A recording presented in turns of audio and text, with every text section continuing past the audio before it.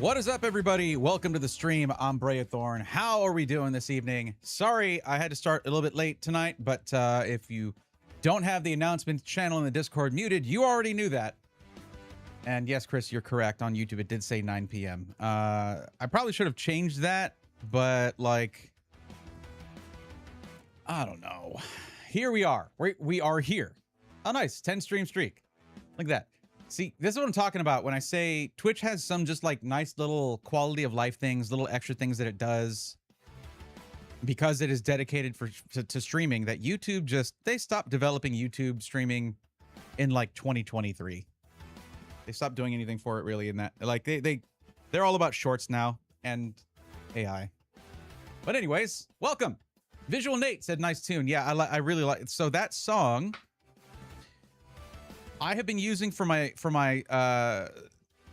starting soon kind of thing for a very long time. I stopped for a little while when I was using Motion Studio, which is now called Motion Worlds, and it's no longer being developed because they ran out of funding, which really, really good people for that. But for those who have been here since I used to use that, that was a really cool thing that I used to have where basically I didn't have a stream room. I was green screen, but I basically had a 3D custom environment that I was streaming in. It was really, really cool. I was able to do such cool things with that. But anyways, regardless. But yeah, I've been using Motion of the Edge, which is one of the earlier Stream Beat songs for like 5 years now. It just gets me hype for the stream. It gets me in the mindset, you know? Now that video, the starting soon video, because I don't do just a starting soon screen. I give myself, how long is the video? Like 2 minutes to just get my chat pop-outs ready where they are and everything. I should really get a combined chat thing, but anyways. I made that in just Adobe Premiere. The whole animation, everything. I made that custom. Like the stars that are like sort of set, like you're moving through stars. Those are certain PNGs that I animated in a specific way to make it look like some are moving slower and others moving faster. Just all this stuff. And I've been using that video for like 2.5 years, 3 years now. But anyways. Bluesionic Wolf, how's it going? Welcome in. I mean, Stream Room is essentially a 3D custom environment if you really think about it. Yeah, but it's much easier to make changes in a simulated 3D space. I should look up some of my old VODs from that because I was doing some super cool stuff. But true. What's up, Natty? What's up, Shanala? How's it going? You guys are going to be mad at me because I certainly was mad at myself.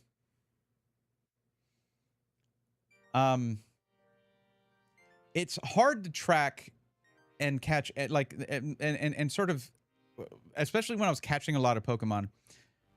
It's sort of hard to always know when I got a Pokemon that I didn't have before. And that's not a huge deal, except that, well, sometimes I end up making a big deal about that Pokemon and then spending money to try and catch it.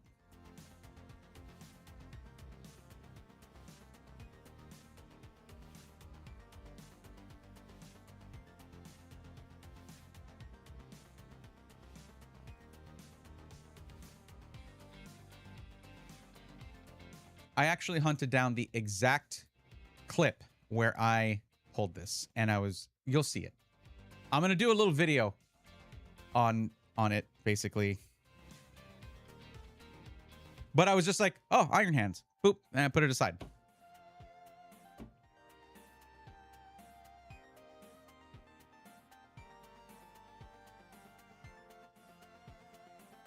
Yeah. Yeah. How much Paradox Rift did I open? This is from when I opened a 3-pack blister of Temporal Forces. That was all it took. And yes, it's just a regular Iron Hands card, but it's the last Iron Pokemon I needed. It's the last future Paradox Pokemon I needed. On the bright side, Crown Zenith, baby! We're doing another Sea and Skybox. I was really tempted to order another one, but I was like, man, the orders, they take forever. I'm just gonna go pick up something from the local card shop. And then they had it there for less than market price. And I was like, not MSRP or anything, but less than market price. And I was like, yes, please. More Crown Zenith, please.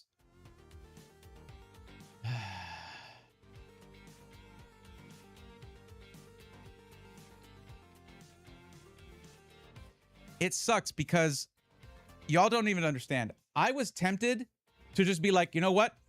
This doesn't count then because I didn't catch it.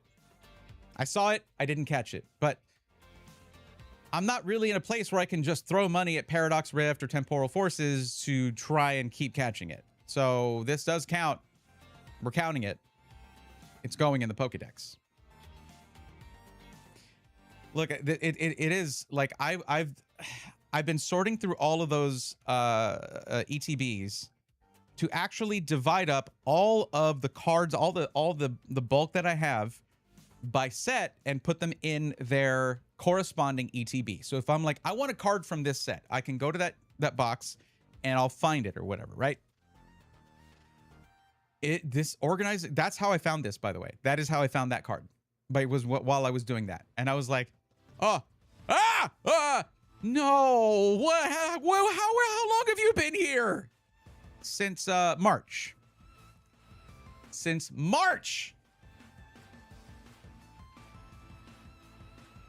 I'm glad you find it hilarious, though. And it is. It is. Man, your local shops have way more stock than mine. Yeah, I've got some good local shops. I do, but I'm surprised. You're in San Antonio. I mean, don't you go to the Collectors Club? They usually have a lot of stock. Your hoodie has shiny stuff. It does. It has some pins. These are pins I got from my first card show. The Mewtwo and the Porygon that match the aesthetic of my Braeathorn Sunset art that I did, design that I did.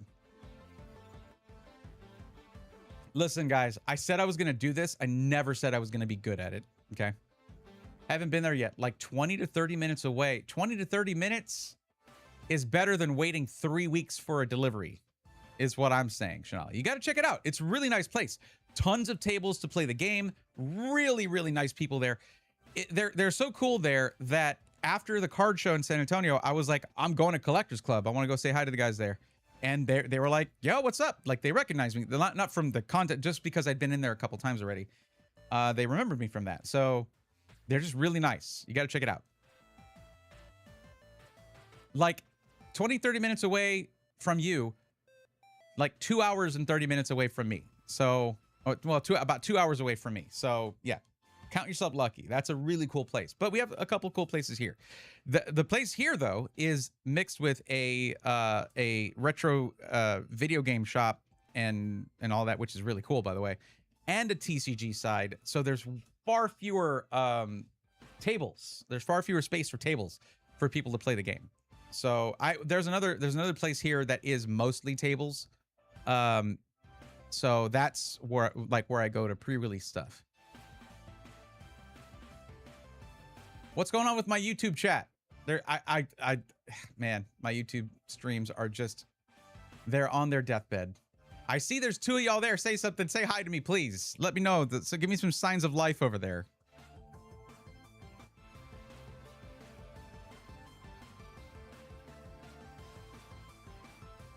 Are you keeping up with the World Cup? Nate, I am not really. Although my girlfriend is. I'm not really a sports guy. When I was growing up, I didn't have any influences around me that were into sports.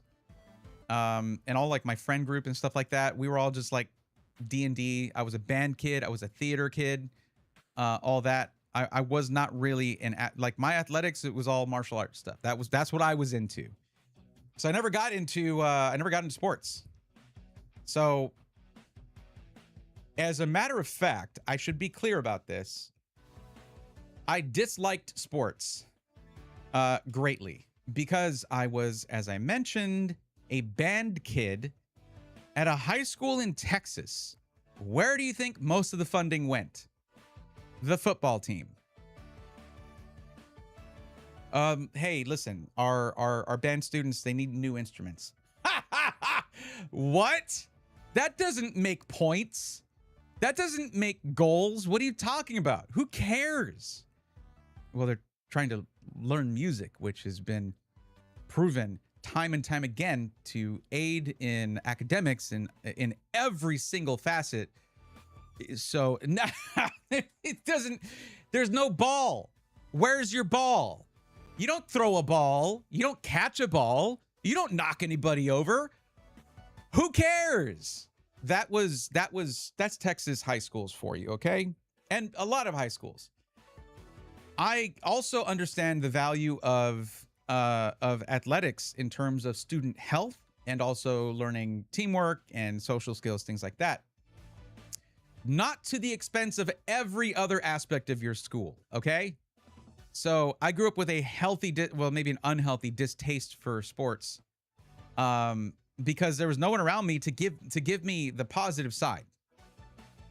I was just, it was all negatives for me. Also, just the attitude of some of the athletes was just like repugnant. I'm like, dude, I'm in good shape. I fit in many social circles. I don't play sports. That doesn't mean you get to talk down to me. And honestly, I didn't really get talked down to by any, but I saw them, you know, the other, I generally, after middle school, I kind of just started to sort of chameleon style fit into many different social circles. But like, I just didn't like the attitude, honestly, where it was like, whatever, my teacher will give me an A just so I can play in the game, because the game is what's important, not my entire academic future. Not that I was kind of the same way though. I was a very lazy student, but still, like, I still passed all my tests without having to cajole anyone, without having my coach go and have a little chat with my teacher who just wants me to learn algebra, you know?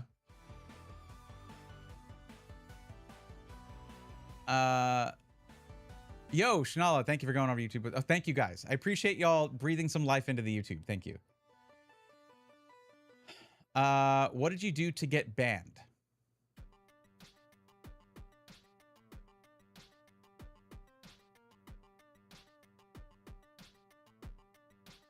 I get it. I do. I get it. World Cup has been great so far this year. Loving the smaller countries holding their own. I mean, that's cool. I mean, I know there's some epic stories. There have been a few like sports movies that I've liked. That was really just it. I never really like understood. I never really got into it, you know? And that's the thing. When you're a kid, what you're surrounded with and the things that the people you're surrounded with and that you look up to enjoy will influence you, period. Which is how sort of like all of the fervor for football, basketball, and baseball and all this stuff perpetuates, because it's sort of passed down. I like cannot watch baseball. I cannot watch baseball. It is so boring. I used to watch like the Super Bowl and stuff, and I'd be like, I understand what's happening here. I don't care, you know? I don't care. The amount of money being pumped into these teams could solve hunger and homelessness for the entire country. I do not care about your sport ball points. It's actually ridiculous. In my opinion. But some people really love it. But yeah, the hundreds and hundreds of millions of dollars that go into these sport teams could fix homelessness problems, affordable housing, all that stuff. Could end, you know, end the fact that the wealthiest country in the world has so many starving children in it, which sucks. That really sucks. But hey, we won the game. I married a soccer fan. I'm learning quickly. That will do it. That's what I'm saying. If you have the right person around you, you'll get into it. North American schools be like, we need kids to play in the CTE inducer machine. Yeah. Yep. I played all three sports and I was in a band. Played saxophone and bass. But ended up in the army. Well, that's just multitasking for you. Now, see, for me, it was band plus theater plus I was also like in student council, computer club, all these different things.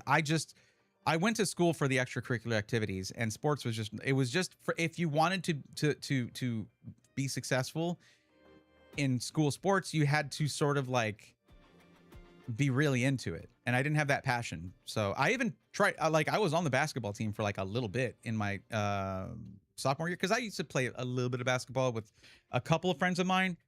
But I went there and I was just like, I wasn't into it from being a small kid. So I was just like, why are y'all taking this so seriously? We're playing ball, like we're playing a game. Like, okay, whatever. What's up, Jaspers? How's it going? World Cup has ruined my commute. Oh, that sucks. That'll sour you to it pretty quick.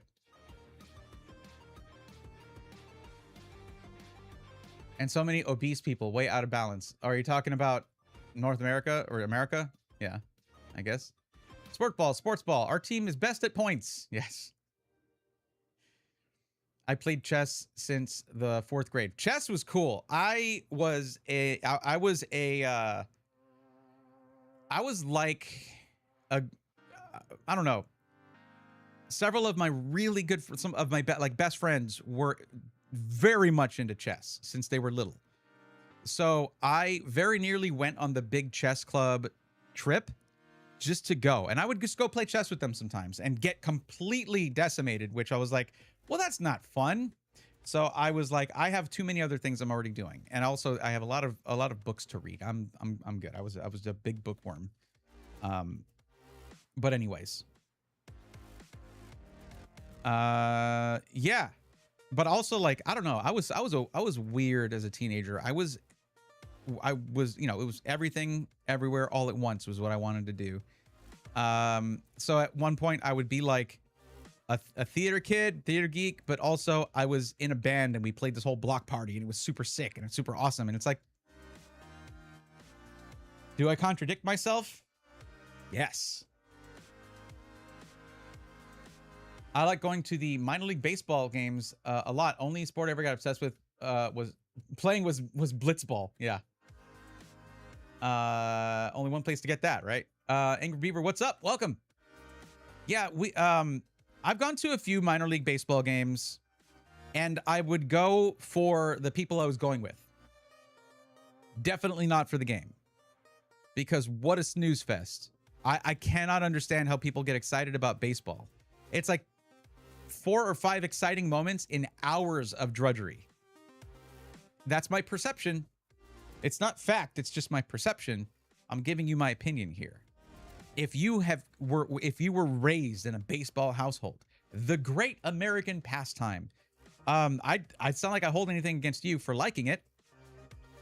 So, you know, don't come at me for not liking it.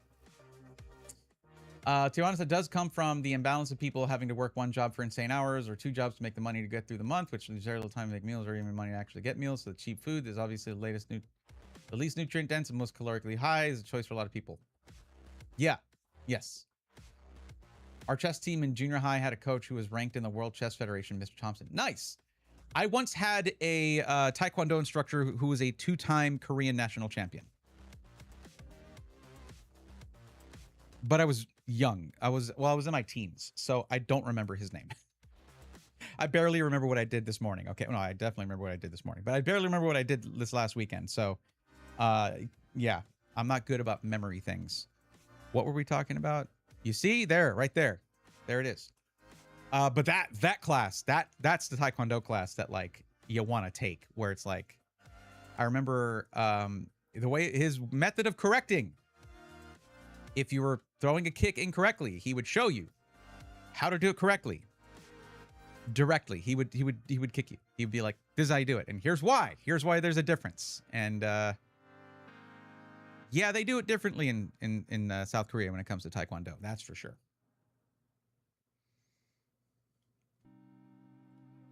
Honestly, probably my favorite martial art that I was really into it in my younger days, but Kuksul 1 was really, really, really cool.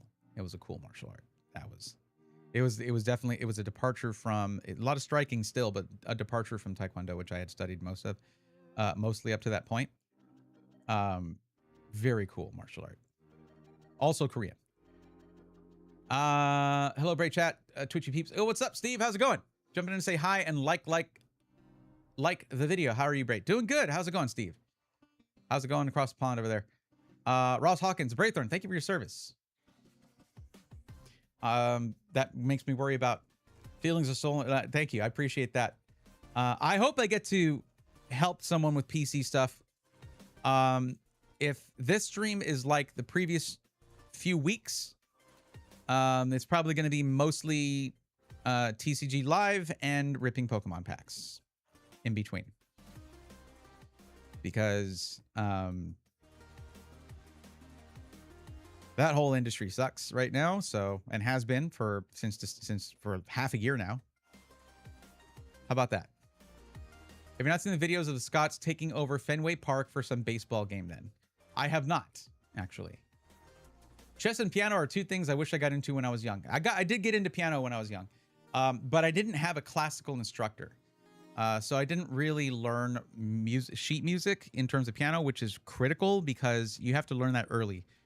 Because you learn to read two clefs at the same time, bass and treble clef. Bass clef on the left hand, treble clef on the right hand. My brain was not into it once I was like older, and I was like, I want to learn more serious stuff, how to like read classical and do all that stuff. And then I tried, and I was like, I don't want to do that anymore. Yes, I don't want to do that anymore. I probably still have a few tunes that I can sit at a piano and play, but it's just been so long. I would mostly use it for composing, which I got into. Well, Astro, what's up? Welcome. I've dusted off my vintage 10 gear Centurion Le Mans Road bicycle and start cardio pedaling daily if weather is in favor. That's good. I'm glad to hear that. I managed 15 minutes until legs give up. Hey, that's 15 minutes you weren't doing before. You're learning your limits. You have to learn your limits before you can push them. And you don't do that lightly. Do not push your limits lightly. Take your time. Give yourself grace. Take your time. Get back to, and then, you know, the results will come. Remember that it's, and this is funny because I'm like overweight. I used to be in very good shape. It's never just exercise, and it's never just diet. It is both. That is always helpful. Never exercise on a full stomach or an empty stomach. Something in between is best. Hydrate is obvious. Everyone knows that one. But take care of yourself.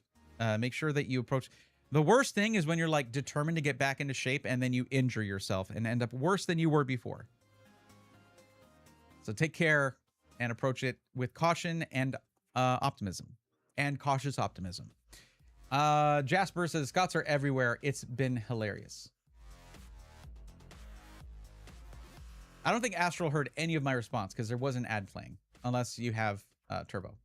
I'm biking because it's nice on my knees and joints. Yes, same. I cannot really jog or run because my knees hyperextend 15 degrees. I remember the first time I remember I was in physical therapy for a back injury at one point, and my physical therapist was like, hyperextension. So I just like bent my leg, and they were like, ah! I'm like, yeah, it's not that. It's 15 degrees. Calm down. My knees have been like that since I was a kid, but over time, it does wear down cartilage and stuff. So I have to use ellipticals to get my cardio in. Yo, Rubu, what's up? How's it going? I hope that the brackets start soon. I think we're getting the final round robin games done, Rubu, in the tournament. And I'm gonna try to hop on comms. Other than competing, because I'm competing, but yeah. I am going to try to jump in on that. I'm looking forward to it. Ruben Bray back at it. Heck yes. Absolutely. You might have to fight off WX though. We have fun. It's fun. All of it. It'll be great to get back on the mic for that. I need to do weeklies. I need to get in on some weeklies. The thing is, I'm used to, like, I can't turn off the hype. So if it's just weeklies, people might get a little fatigued. The tournament makes sense. It is very hype in general. We'll see. I don't know.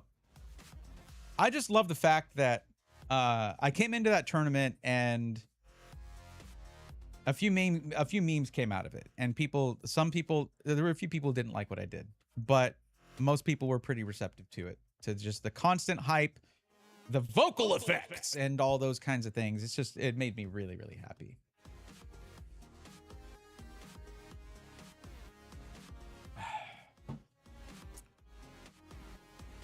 Baja Blast is dangerous.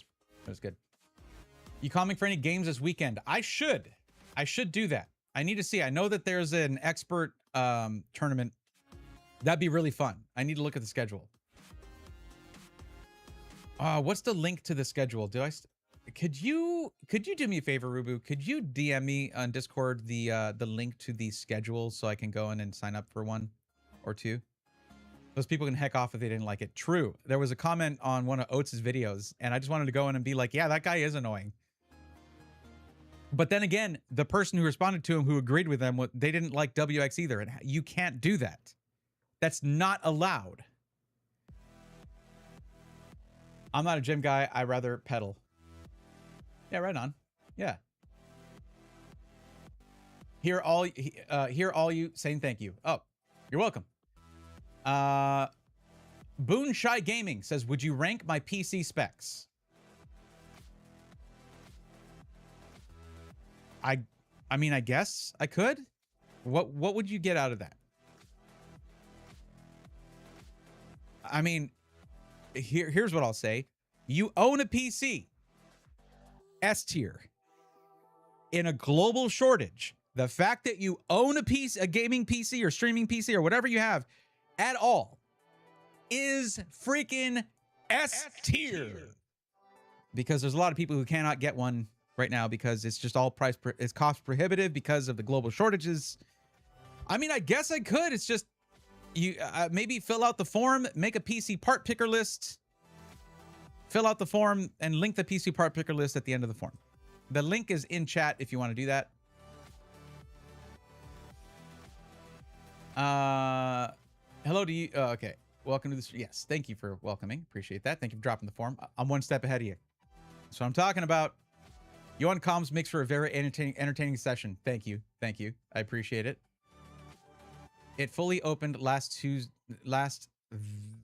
Thursday by the mayor? Astral? What? Huh?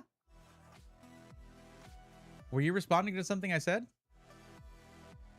Oh, lately in my city, we have brand new bike highway that is 13 kilometers long. I missed that previous chat. I didn't have the context. I got you now. Very, very cool. That's awesome, actually. Okay, you just dropped it in chat. Okay. So Boonshy Gaming. I'm not reading that. I mean, yet. I guess I can look at it, but you have to remember that if I don't know, there's certain questions that my form asks you, like, what is the purpose of your gaming PC? What resolution do you game at? You could put what your budget was, stuff like that. Without that context, it could be F tier or S tier. I don't know. 5070. You don't have to put all that. Like, you took half of that paragraph to put all the extra text for the GPU. Overclock, triple fan, graphics, DLSS 4. 5070, yeah, okay, but 9950X 3D, 64 gigs of RAM. I hope you're doing more than just gaming with that.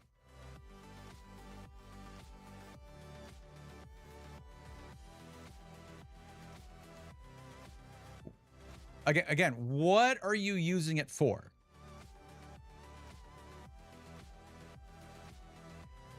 Okay, I guess my hang up is I don't know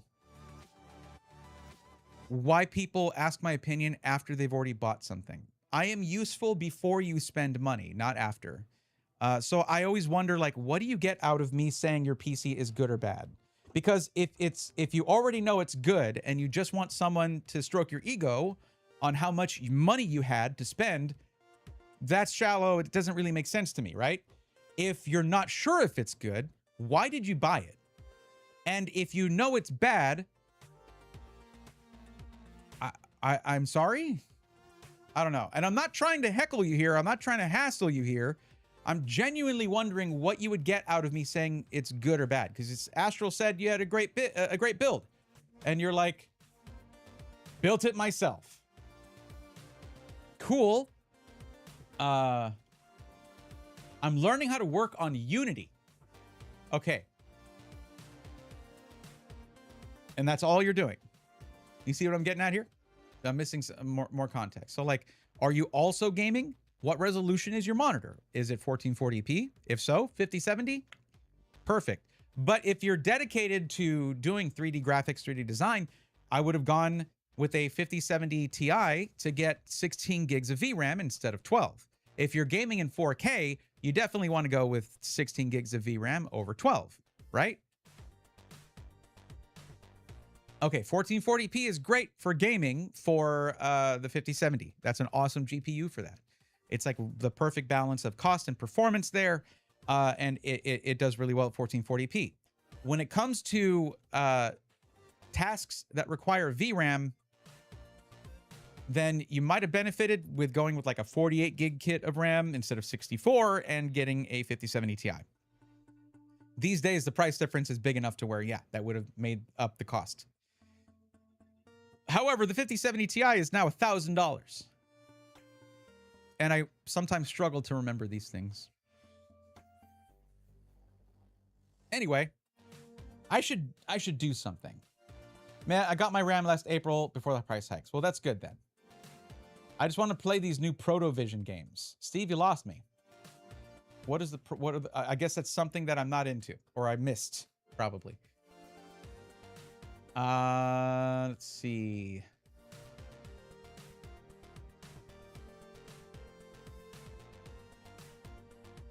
Okay, all right. Well, I am Boonshai. I've mentioned a couple times that I would recommend that you fill out the form to get a full-on answer.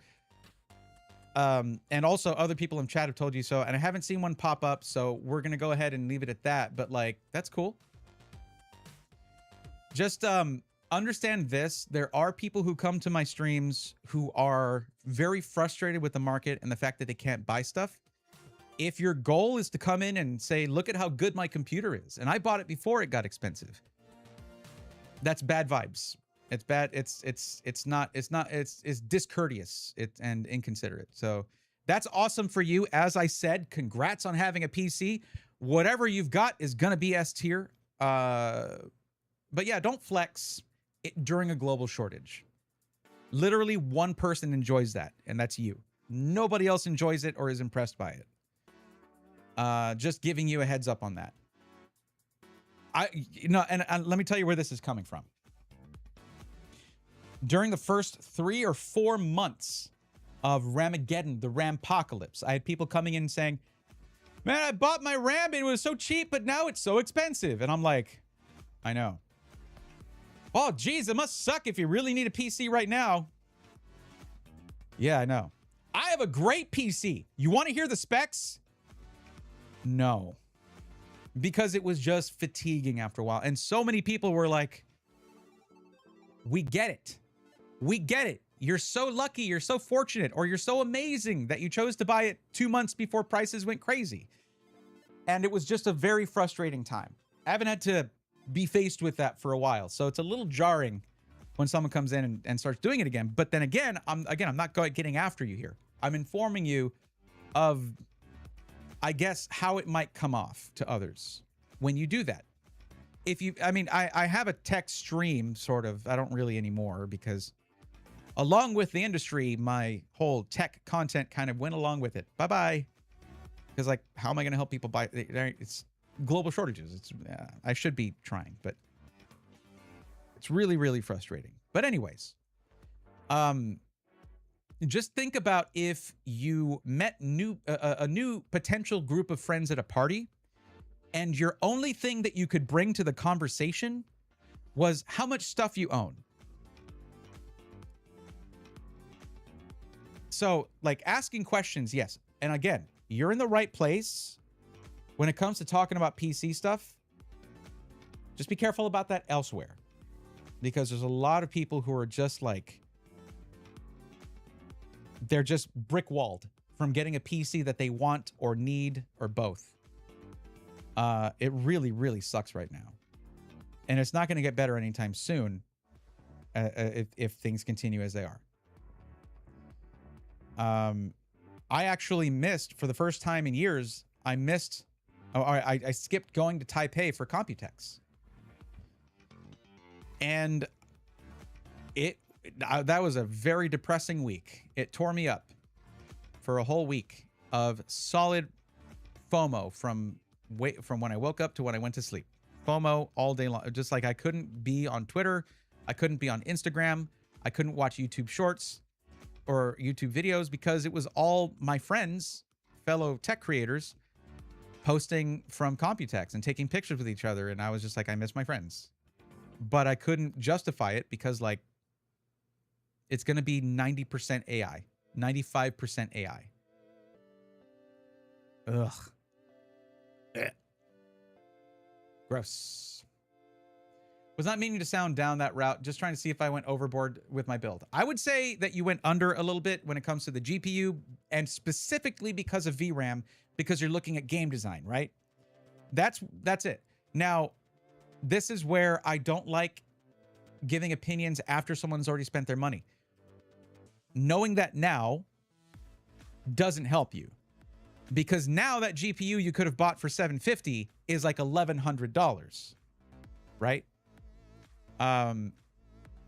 But there's a couple of reasons to step up from the 50. Well, the 5070 is good, and I have a whole review video on it. It's the only video I have ever done that was specifically a GPU review, and like nobody watched it because that's not what I was known for.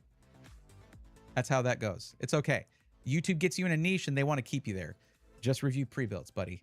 But anyways, the difference is the difference used to be like $150, $200 to go from a 5070 to a 5070 Ti. That gets you dual NVENC, so dual encoders. It gets you 4 extra gigs of VRAM. It gets you 4K gaming if you want it, or just improved 1440p gaming.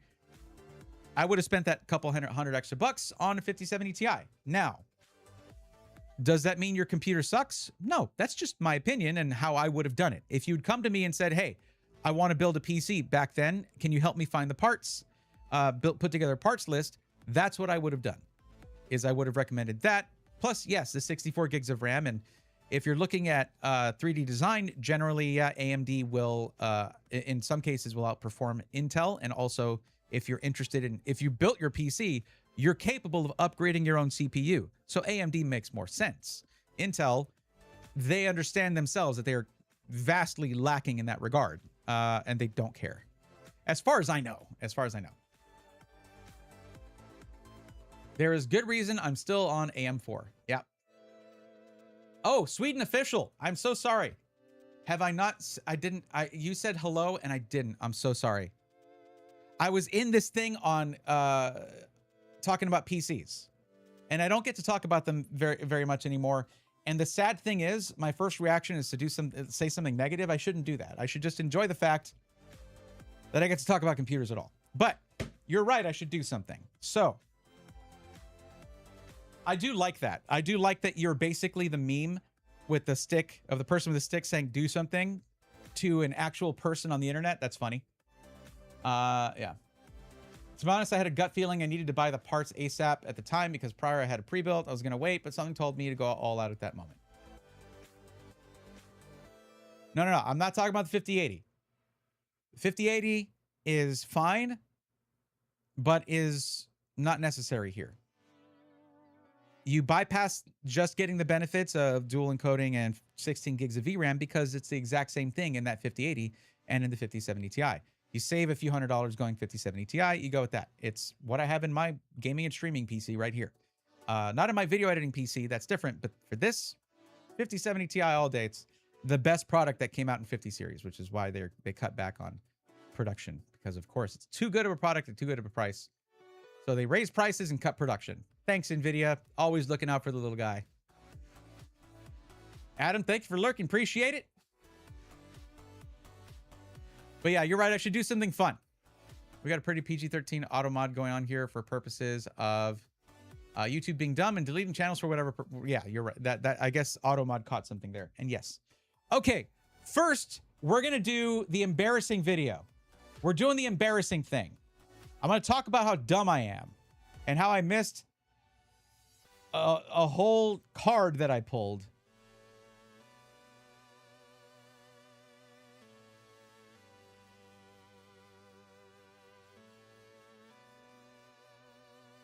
How should I do this?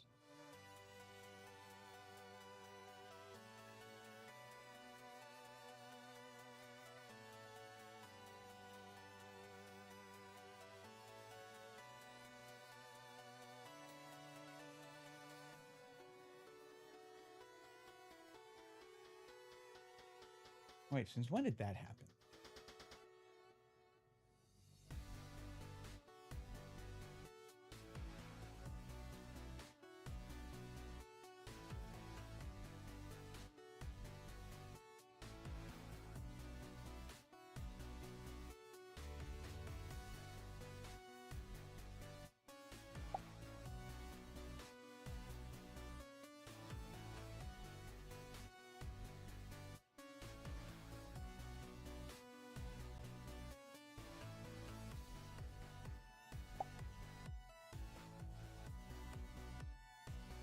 I just want to shrink it down to where it shows everything there. Cool. Perfect. All right.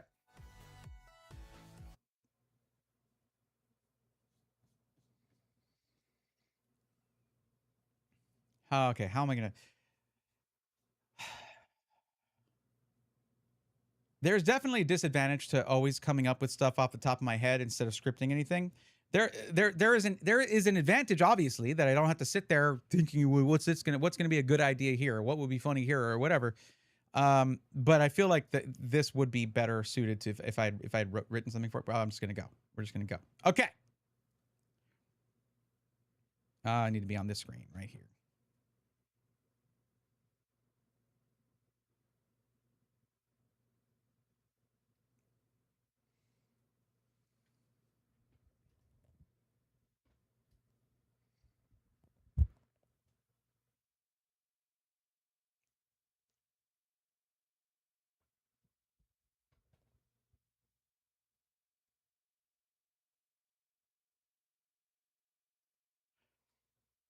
If you've been watching the channel for a little while, you know that I've been on the hunt for a very particular Future Paradox Pokemon, Iron Hands.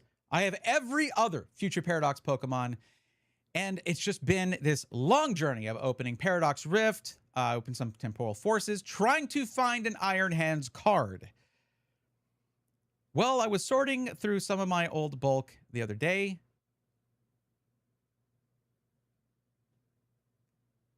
Let me show you a little...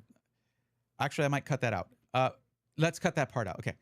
Well, I'd like to show you a little video clip, a little blast from the past. Let's watch, shall we? Make sure my audio is up. Yes, it just means the second to last. I just like that word. Okay. Penultimate is the word. It's not bad. 2 big hits so far. I mean, in terms of getting full arts, let's see if we can get another.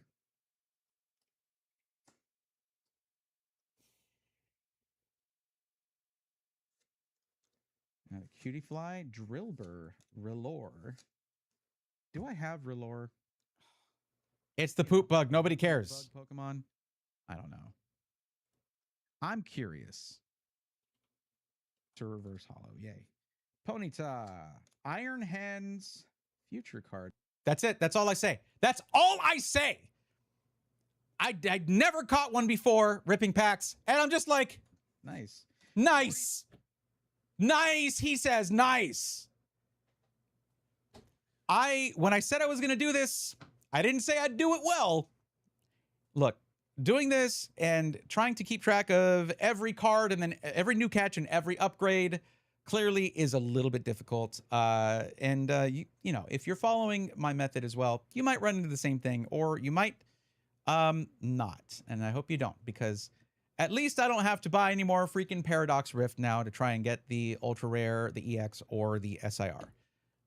Because the odds, obviously, were not in my favor there. But hey, Iron Hands, welcome to the family. Welcome to the Pokédex.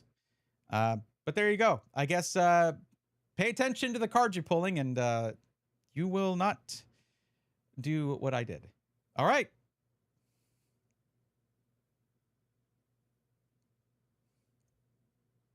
Yeah.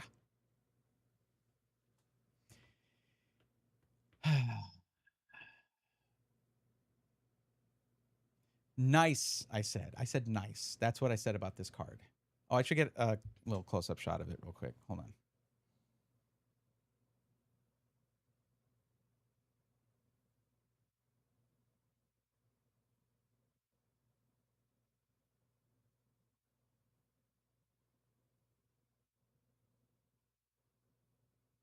High five. Well, 3, but whatever.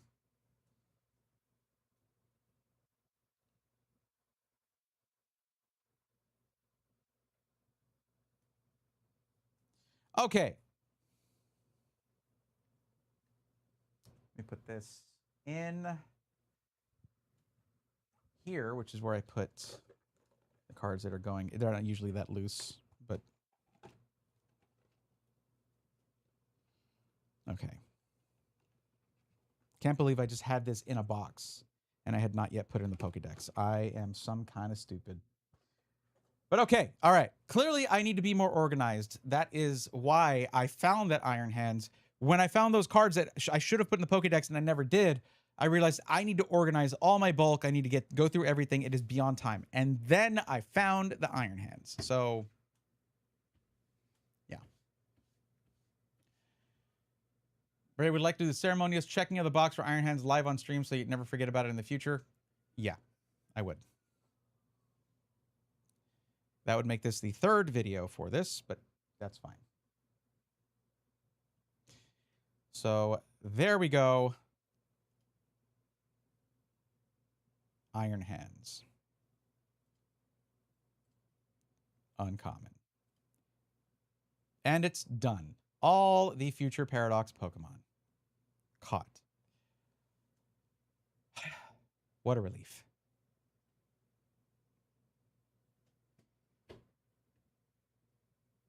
And by it, I mean you never forget about this specific situation and how it cost you. Yeah.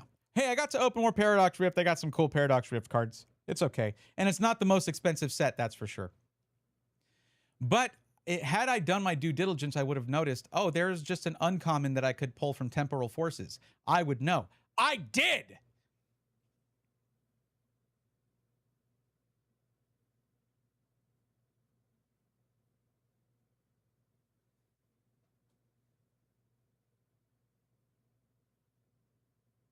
It's okay.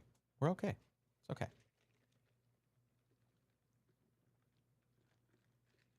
What's up, Panther? How's it going? Let me go back here for a second. Here. Sorry, that was loud-ish.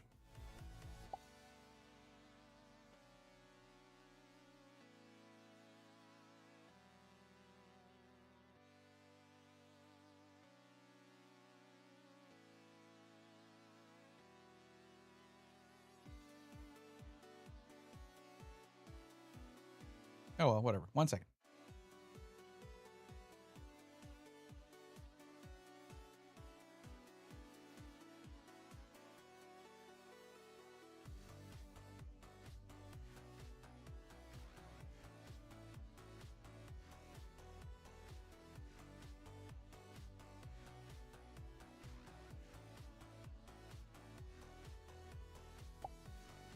Okay.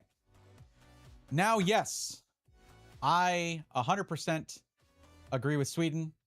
Wait, so when you say Sweden official, do you mean like the whole country? Like every Swede? I just wanted to be clear about that.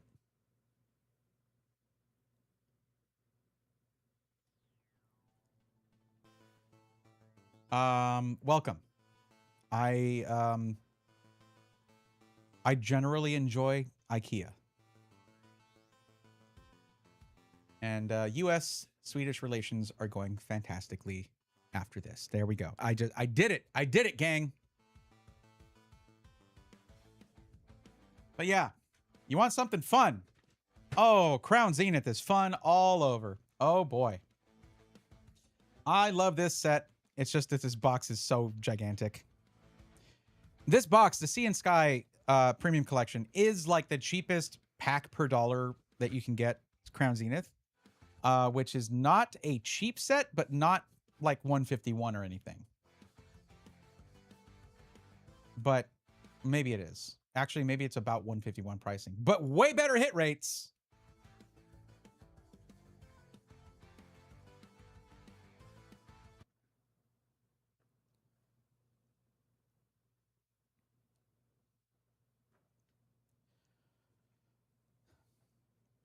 Ask anyone who's been ripping Pokemon packs for a while, which is the set with the best pull rates, and they'll tell you it is Crown Zenith. And we've got another Sea and Sky box. It's been a while since I opened my first one, and that went super well.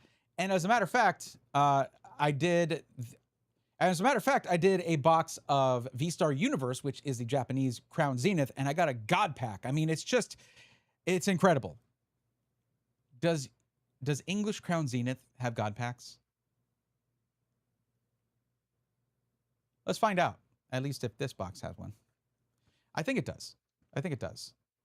But anyways, okay. This is an... Oh, hold on. Let me see. Okay. This is an amazing, amazing collection, if you can find it. And I found it at my local card shop for a little bit less than market price, which is pretty good.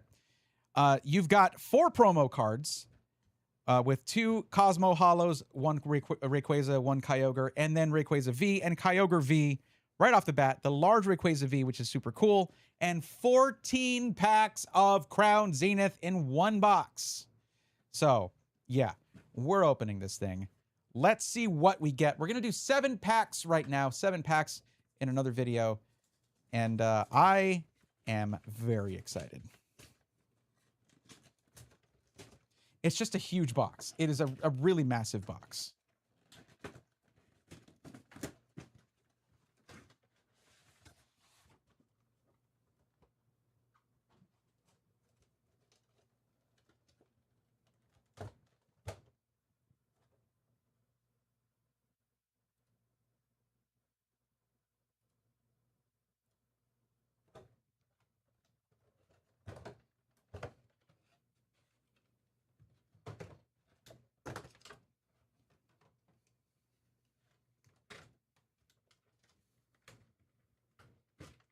Well, that went great. It's okay. I've already got copies of those. I guess it's fine.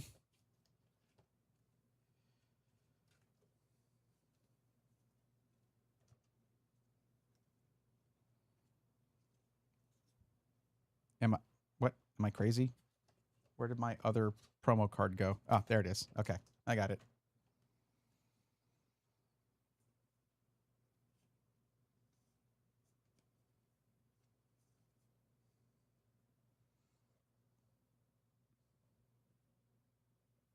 And here we have the reason it's called the Sea and Sky box, because you have Cosmo Hollow, Kyogre, and Rayquaza. I really want to say Rayquaza. It's what I've always said, but I'm trying here, okay?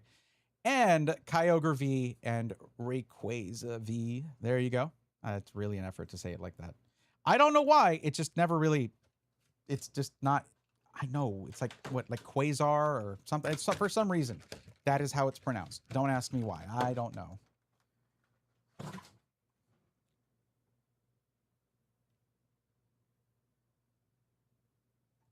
Of course, the large Rayquaza V card. If you're into those, if you like those, there you go. And of course, 14 packs of Crown Zenith, my beloved. So this is 7 packs. It's going to be for the next video. So get subscribed or hit follow if you have not already so you don't miss that. But for right now, we're going to be opening these 7 packs right here.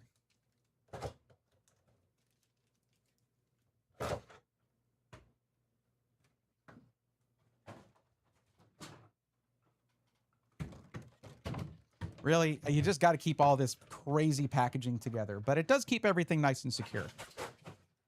Cool, that was noise. All right.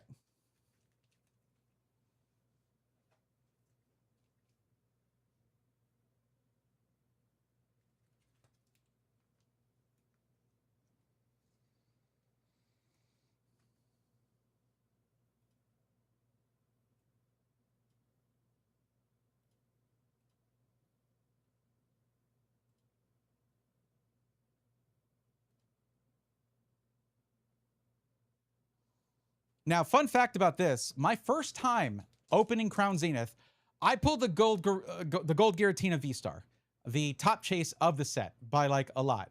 So now we'll be looking for like the Mewtwo, maybe the Arceus, the Dialga V-Star, the Palkia V-Star, gold art rares or alternate arts. Excuse me, alternate arts. There are Galarian Gallery cards that are just amazing here. I've gotten a lot of them because I did get that V-Star Universe God Pack, but you know, there's so many in this set. The hit rates are amazing. I cannot wait.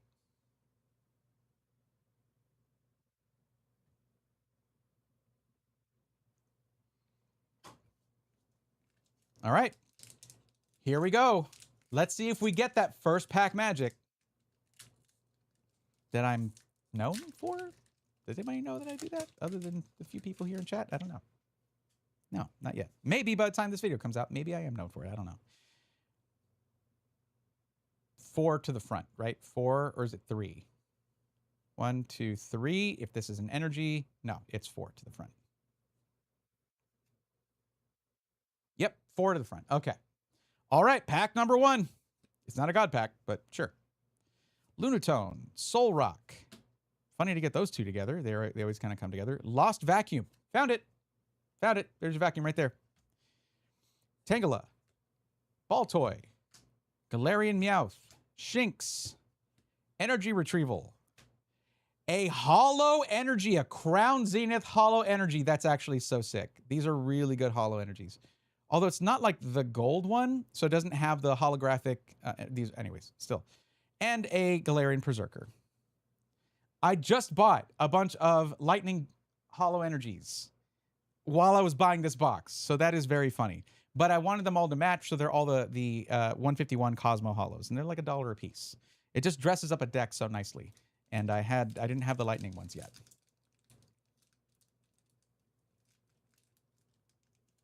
All right, well, pack number 2. You know, no, Hollow Energies are a hit. It counts. It counts.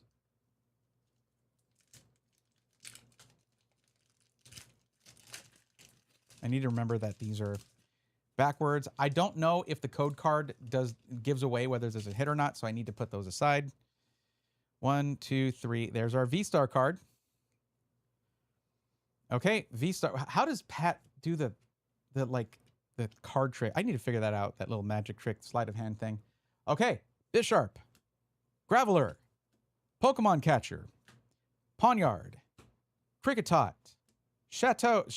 It sounds like seems like it would be Chateau to me.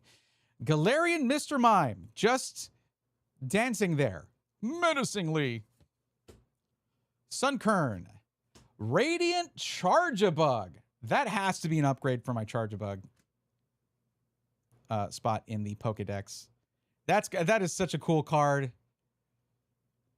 Okay.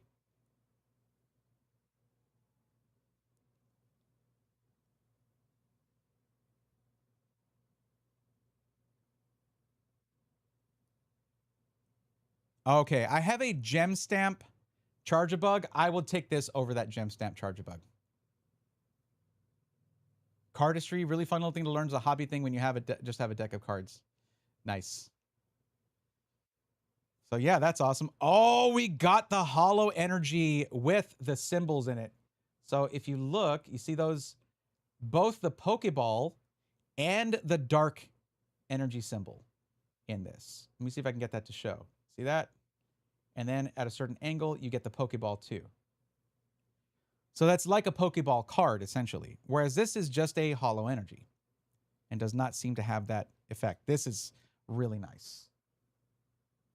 These will usually cost you like $5 at a card shop, depending on the card shop, of course. Let me put a sleeve on the Radiant Charjabug, but that was a good little pack. I liked it. There are Radiant cards in this, obviously. Okay, pack number 3. It's a pretty tame start. I'll give it that. It's a pretty tame start. I can fairly confidently say if we don't get any major hits in these 7 packs, they are in the next 7 packs. So don't miss that.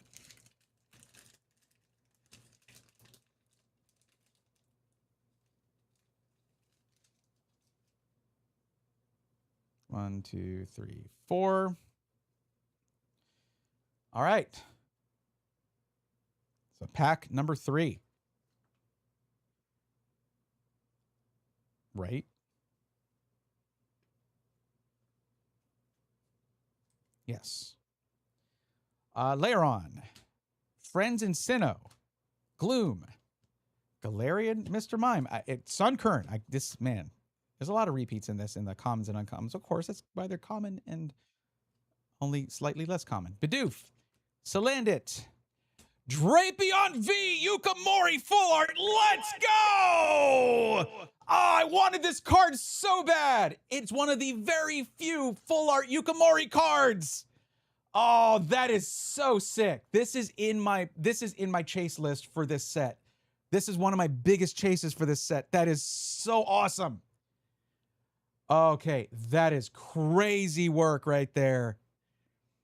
Yukimori, of course, has been making these clay art, these modeling clay artworks with the dioramas and everything for Pokemon sets for decades. Very few have ever been full arts, and this is one of those. And Nessa Hollow. Interesting. Okay, I like how these have the signatures on them. I think that's pretty cool. But yeah, look at that.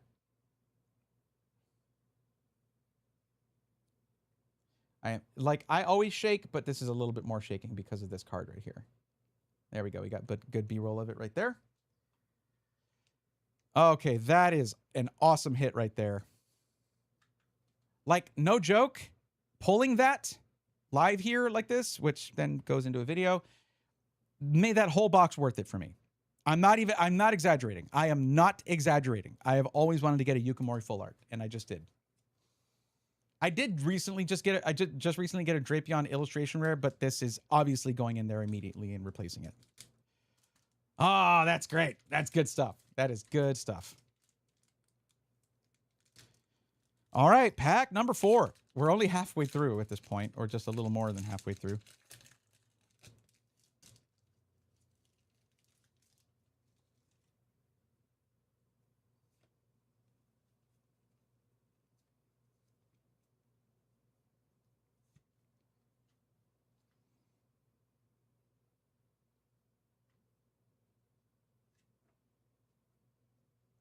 Okay, later on, Friends in Sinnoh, Gloom, Galarian Mr. Mime.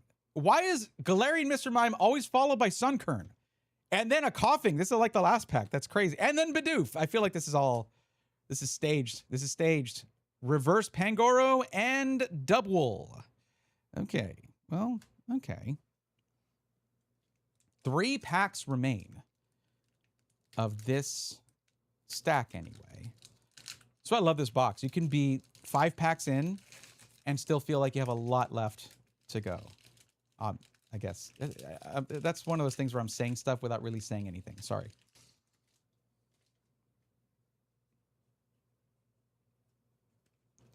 I shouldn't have to worry about the code card giving anything away. I think it's more of a Sun and Moon thing, right? But I don't know. Some Sword and Shield sets did it, I think. I don't know. Not knowledgeable enough to know off the top of my head. Rescue Carrier. Girafarig. Pincurchin. Aeron. Riolu. Starly. Scyther. Pokeball. Bidoof Reverse. And Lycanroc Non-Hollow. All right. Penultimate pack here. 2 remain. Still, 100% worth it for the Drapion V. Yukimori. That is so worth it.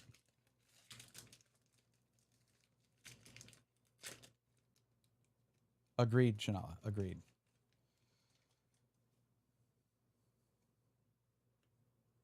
Okay, another V-Star card. All right. Pokemon Catcher. Hey, I'm one of those. Bisharp. Digging Duo. Yungoos. Cherubi.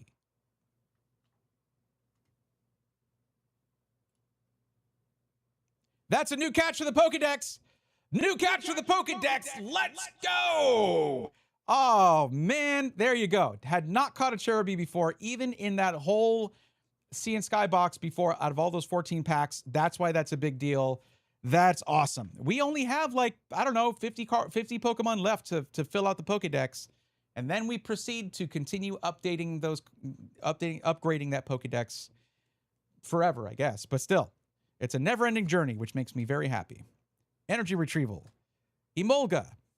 I love the art for that Emolga, by the way. Who is that?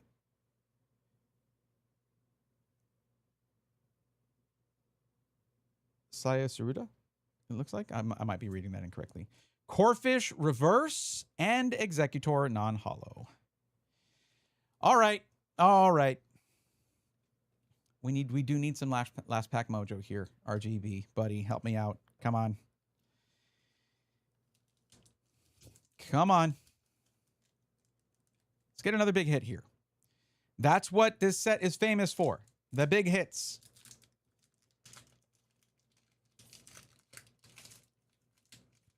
$45 Pokemon left to finish the Pokedex at time of recording and all that, but still. Yeah, 2, 3, 4. Oh, I was going to do 5. I was going to do 5. 4. Okay. Yes, that's how that works.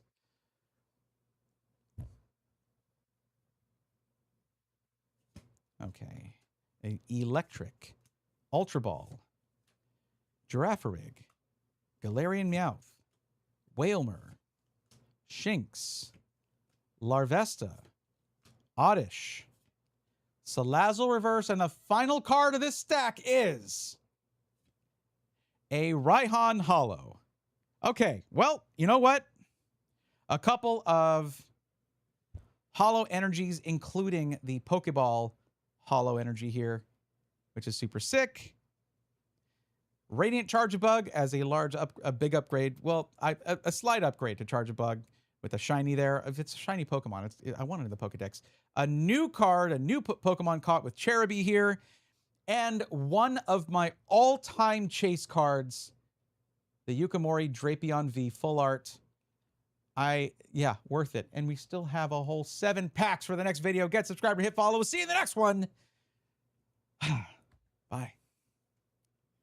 Oh, that's good. That's good stuff right there. That is awesome. Let me put a sleeve on this new catch right here. That make me happy.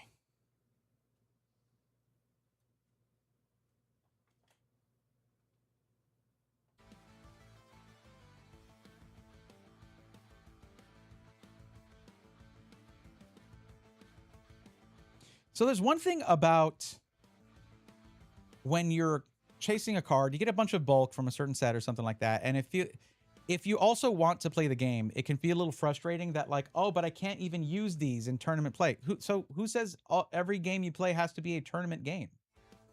You can still make decks out of these and play casual games. And there's some really cool cards in here. Now, power creep is a thing. So more modern decks will have EXs with way higher hit points and megas and all that kind of stuff, but you can still have some fun with it. If you want to get an example of that, I don't know if any of you guys are subscribed to Uncommon Energy on YouTube. It's a great channel. They've been around for a long time. And they're doing a thing where they will split an entire booster box, and they split an entire booster box of Sword and Shield base set. And they had to build a deck out of those and then battle. It's very interesting, and you learn a lot about the mechanics of the game from that, and deck building as well. The things that are required, what you might miss, and just like win conditions, things like that you might not be too familiar with if you've never really played the game, but you're interested in playing the game. Look at this, look at this, look at this. Hold on. This is what I'm talking about. This is what I'm talking about. So as we're going through these, okay, we'll get to a Bidoof here. Check this out. Bidoof, Coughing, Sunkern, Mr. Mime. Bidoof, Coughing, Sunkern, Mr. Mime. I put these down in the order that I pulled them. Sunkern, Mr. Mime. And that was the end of it. But still. it's a little disorienting when you just run into that organically. I really did like these trainer cards, these supporter cards. I mentioned this before, where you have the holo of the trainer with like the autograph. That's just that's extra effort. That's extra points. Oh wait, you're supposed to be there, not here. Also like how like messily drawn this Ultra Ball is. They were like, we don't have an Ultra Ball art for this. Give me 5 minutes. I got you. Yes, you have the Nessa as well. These, if you're a fan of these trainers, if you're a fan of these characters, these are sick. They went all out for you. That's very cool. Now, if they had full arts of these with the autograph, even better. But I don't think they did.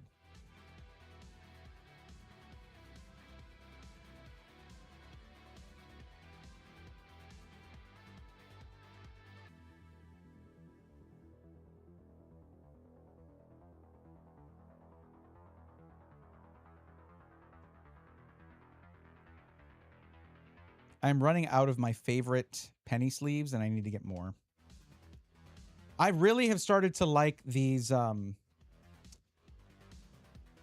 card guard penny sleeves that are a little bit more they're a little stiffer, they're a little thicker than your average penny sleeves, even nice ones like the Vault X ones that are just very, very flimsy, but like on purpose.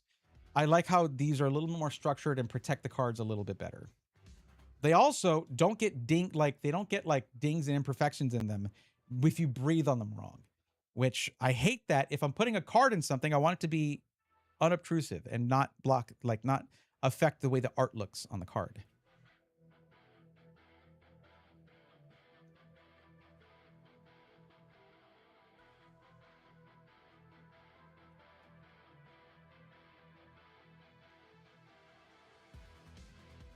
I think it's time for some TCG Live. What do we think? Eh? Eh? And these guys will just have to wait. It's hard sometimes, guys. Coming home with one of these, like, and having to have it sit there and not open it, is fine. My steak is too juicy. My lobster too buttery. I'm complaining about dumb stuff here. Come on.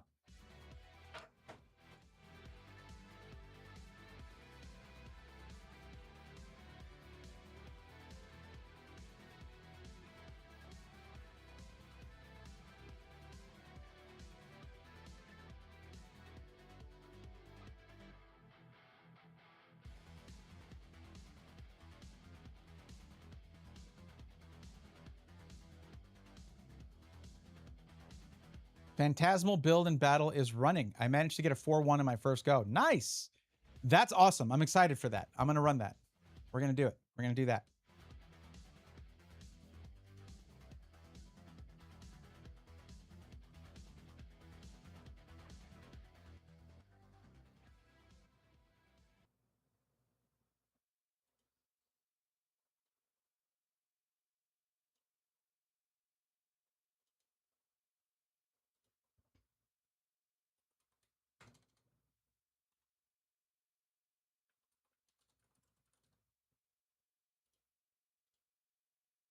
Oh, I need to play the music, actually.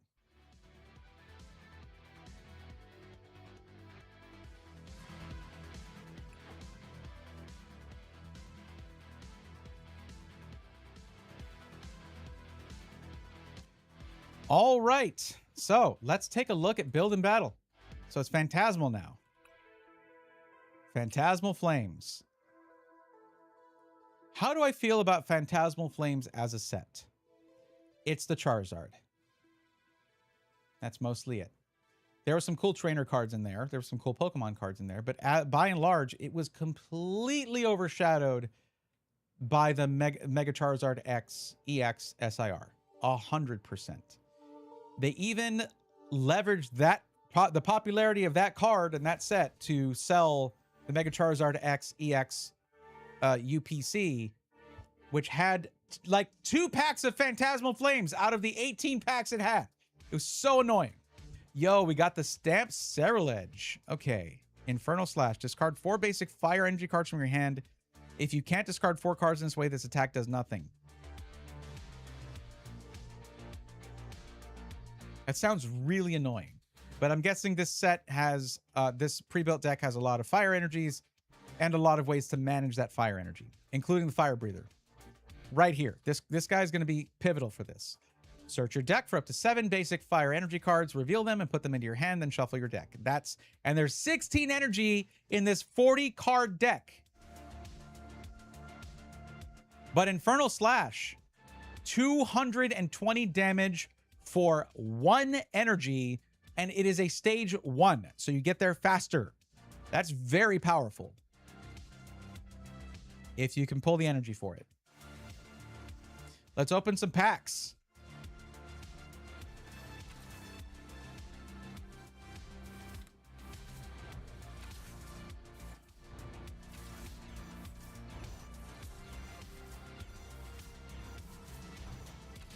All right.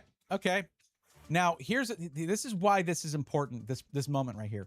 Because when you get yourself a build and battle box, it comes with a pre-made 40 card deck, but also 4 booster packs. And if you're at a pre-release event and competing in it, which is pretty casual from what I've experienced, but you can only improve that pre-built deck with cards that you pull from these 4 packs. That's why this part is pretty critical. Like if I pull like a Charizard EX out of this, or a Mega Charizard EX out of this, huge. But then I have to also have Charmander or Charmeleon. It's pretty rough. See, we got Darumaka and Darmanitan, which are fire, right? If these are good, then I'll throw them in there. But this attack does 40 more damage for each fire energy attached to this Pokemon.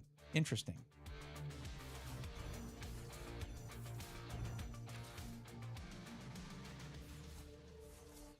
Ignition Energy Full Art is sick. That is cool. But where is it going to help us? We'll have to see. Yamper, Gligar, Piplup, Bronzor, Meloetta, Haunter, Battle Cage. Prevent all damage counters from being placed on bench Pokemon. That could help me out. Piplup, again, Crocodile, and Vileplume. Not what I'm looking for. 1 pack left. 1 pack left. Toxel, Ghastly, Bramblin, Mamoswine, Low Kicks, Wondrous Patch, Alcremie, Jigglypuff, and Reshiram. Now that is a good pull for this deck. Probably. Obviously that takes a lot of energy. 4 energy for 240 damage. Actually not great. Where this can be helpful is that this is a basic Pokemon with 130 HP. So it can tank some damage. It also does 60 damage to itself. Let's compare that. Here's why I have to temper my expectations here, my excitement. Because let's compare that to Cerulege. Okay? This does, instead of 240 damage for, what, 4 fire energy, this does 220 for 1. But you have to discard 4 energy from your hand. So we should have something here that lets us retrieve those energies. Like a card called Energy Retrieval. That lets you put up to 2 basic energy cards from your discard pile into your hand. No Night Stretcher. No, okay. I'm gonna go lurk for a while, make myself some of what people call grub or snack or meal or colloquially food. Well, technically food. Colloquially, grub. You're welcome. Where are my glasses so I can actually you right there? Behave yourselves, chat. I say as if I'm not the one constantly pulling stuff here. The streamer does too, from what I hear. Okay, switch. We have a switch, 2 Ultra Balls, 3 Fire Breather, which should be pivotal in the deck. Search your deck for an evolution Pokemon. And okay, so Hilda, yeah, and Lily's Determination. We have 2 of those. And a lot of fire energies, okay? A lot. Now, how would I use Ignition Energy? Well, I wouldn't. None of these Pokemon require 3 energy to do anything. So where I could use it is if I can't get a Ceruledge on in the active spot or evolved, and I want to run either Moltres or, well, that's just one. I already have a Moltres. Never mind. That's not what I meant. I meant Reshiram. The other fire thing with the wings, Reshiram here. So I could use Ignition Energy as 3 of these here, I guess. Let me look at the card real quick. If this card is attached to an evolution Pokemon, it provides colorless energy instead. As long as cards okay, so this doesn't work for Reshiram, which is a basic Pokemon. Doesn't even work. Doesn't even work. Get it out. Get out. I really want to play that full art card though, but like I have no reason to. Let's look at Darumaka and Darmanitan. Darumaka does Blaze Ball. This attack does 20 more damage for each fire energy attached to this Pokemon. That wouldn't work. That Ignition Energy wouldn't work here because, again, it's a basic Pokemon. Now, for Darmanitan, it's the same thing. And the reason it doesn't work is because this attack does 40 more damage for each fire energy attached to this Pokemon. You want actual fire energies, not colorless. So, this could be good. This could be an alternate angle, a different line to take. But we're going to play the deck as it is and see if that's even necessary.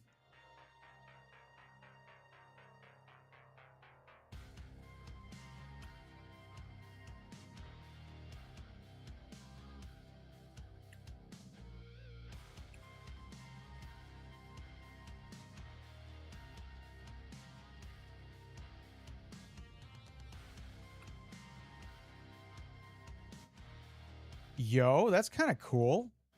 Hold up. What if I throw Jigglypuff in the mix as a random card? This 1 energy attack can technically do infinite damage.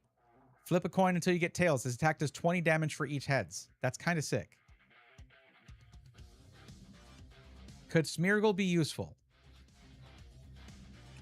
Energizing sketch. Flip 3 coins, attach an amount of basic energy up to the number of heads from your discard pile to your bench Pokemon in any way you like. Absolutely, yes. That because these Pokemon require a lot of energy to be attached to them. If it's, I mean, at least, well, actually, no. No. I'm wrong. You don't want to attach a lot of energy to Ceruledge. You need it in your hand. So actually, Smeargle would be good in some other decks, but not here. Because you have to attach it to your benched Pokemon from the discard pile. That doesn't put it into your hand. It puts it directly to a benched Pokemon. Now, maybe it'll come in handy. I don't know.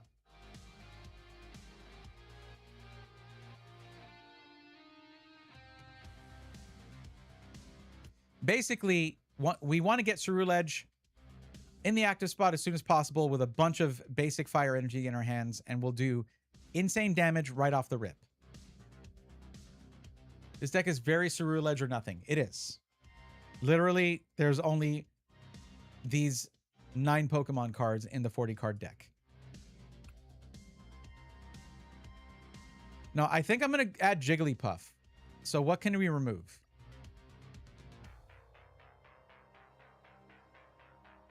I need all 4 energy retrievals, I'm pretty sure. I don't know how much Switch is going to help me, but we'll find out. What if I take out 1 energy to put in Jigglypuff?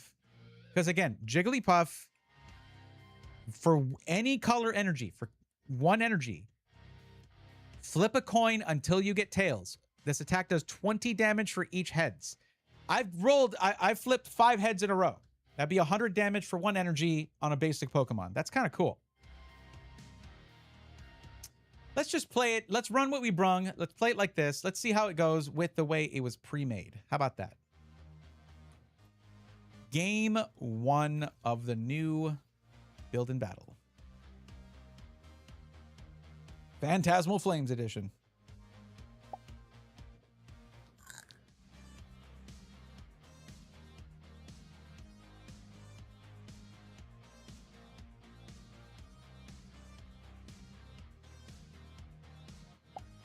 All right. Tails never fails. Tails never fails, baby. Yes, I do want to go first. I don't know. Probably not. Considering we want to be able to attack from turn 1, that's probably a no. Oh, sick. Okay. Bam. Bam. With 2 fire breathers, this actually, we should have gone second. We could have done a lot of damage in turn 1. Oh, wait, couldn't have evolved yet. Never mind. They got a mulligan. Oh, they have the same deck. Oh boy, let's see how this goes. They had 2 mulligans. Yo, we've already got 3 fire energies in hand. Wait, they added a Baniri. Switches Pokemon for one of your bench Pokemon or kick. Okay, interesting. Now we already have 4. Now gather strength. We didn't look at this. Search your deck for up to 2 basic energy cards, reveal them, and put them into your hand, then shuffle your deck. That's sick. So we're going to put 1 energy here. And that's all I can do. This is why going second is actually... Not going first is usually better.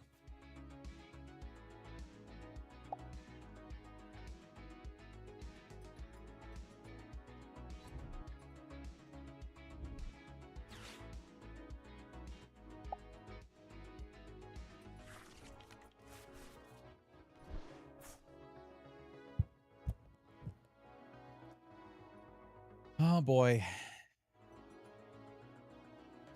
Why did you use runaround? You don't have anything on your bench to switch with. Well, the game is over. That's the game.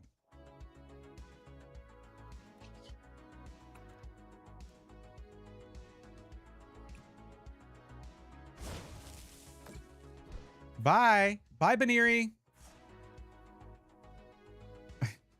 I'll take a prize card, sure. It's an energy retrieval, just in case you were wondering. You need to get more Pokemon out. I'm sorry that that worked out that way. They barely got to play. I feel bad. Not that bad. Well, it's working as intended. So, we move on. Until we run into some kind of complication with the pre-made deck, we will run what we brung.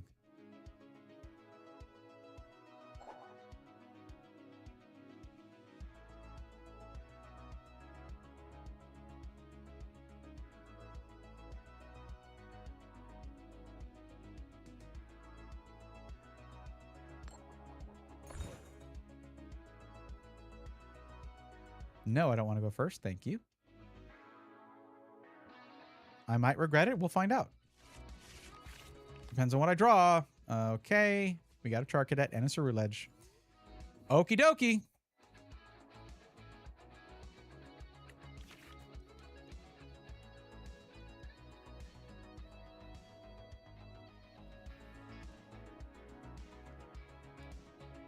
So we put Ceruledge, 1 energy, Lily's Determination, and we say Auric. Well, not Hilda. Lily's Determination, and we keep going. Okay, Toxel. So Toxtricity deck, I guess. Oh, I can't evolve. I don't think I can evolve yet. So we're just gonna do our first little attack. I cannot. Yeah, I can't attack yet. Okay. Okay. I'm a little worried about doing a Lily's Determination here because we might not get much energy, but again, it is 16 cards out of our deck. Or Hilda, pull a Fire Energy and another Ceruledge and see what we get. Let's do it.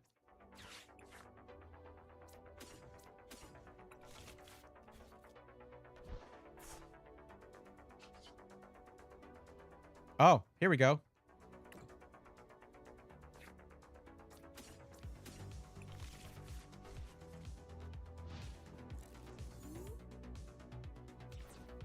They do have Call for Family, which is powerful. Search your deck for 2 basic Pokemon, put them onto your bench, and shuffle your deck. They're gonna have Pokemon on their bench if they know to do this move.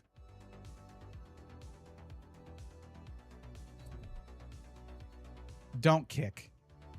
Don't kick. You will. Okay, thank you. Imagine if they did a 20 HP kick. instead of call for family, and then I knocked it out with them with no backup again. It'd be ridiculous.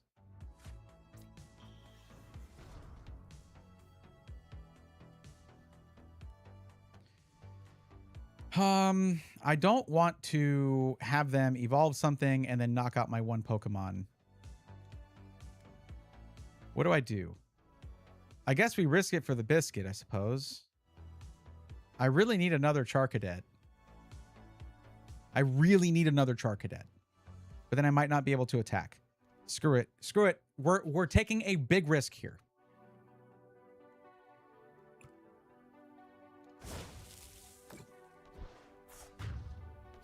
It's a big risk. Watch, it's Charcadet. No, it's another Cerulege. Okay. I don't need those. I don't need those. But Cerulege does have 140 HP, which in a deck like this is pretty good. The odds of getting an EX card that works with your deck are so low in Build and Battle. Okay, they are potentially going to kill me here. If they get an Ignition Energy... Oh, wait, no, they can only put... Yeah, if they get an Ignition Energy, we're donezo. That's it. I told you it was a risk. Okay. Okay. What? If any of your Pokemon were knocked out, yeah, okay. That's it. That's the game. There you go. That's the danger of not playing cautiously. Like, I could have Lily's Determination, gotten another Charcadet, put it out on the bench, and I would have survived that. The only reason it did that much damage is because I knocked out their Pokemon in the last turn. So, well played. Well done. Without great risks, there are no great rewards. I still don't... I mean, I would like to have more basic Pokemon here, but we haven't had a single mulligan yet. I don't know, man. I don't know. Lazy Zach chooses not to say anything. Username checks out.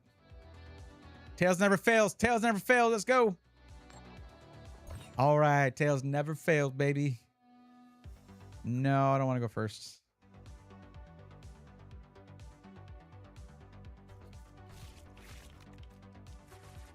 Okay, 2 Charcadet this time. We have learned. Thank you. And a Cerulege. And a Lilies. They got a mulligan. We get an extra draw. Maybe 2. I don't know.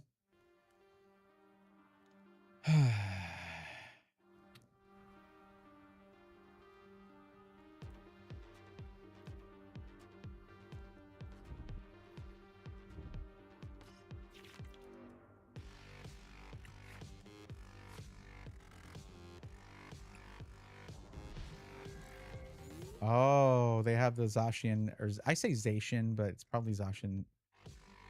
3 or fewer prize cards remaining. This attack does 90 more damage. See, we have to remember this stuff. If I take 1 prize card, this does a 140 damage for 2 energy.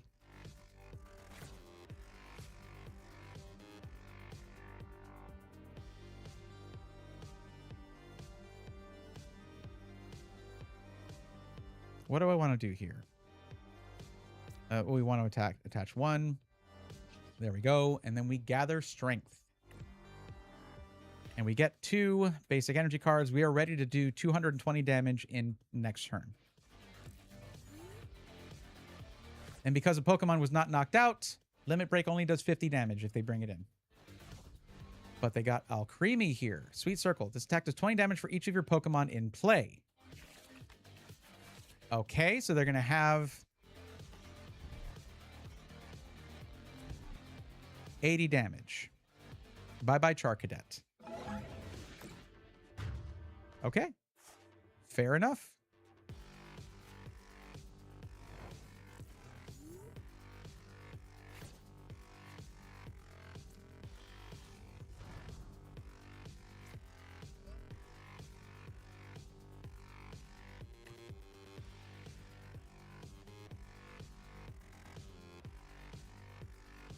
Yeah, I don't want to do a Lily's Determination. Well, we do need to get another Pokemon here. Crap. Okay, we're going to do Energy Retrieval. Okay, Ultra Ball. I don't want a Lilies here. I don't want to do Lilies here. I don't want to give up Lilies. That would suck. But I might not get enough energy to attack. What do I do? Screw it. Lily's Determination? I guess. This is risky, man. I don't like the thing about not being able to attack if you don't have 4 energy in your hand. I'm so close to it. This sucks. That was unnecessarily risky. That sucked. That was not good. We didn't like that.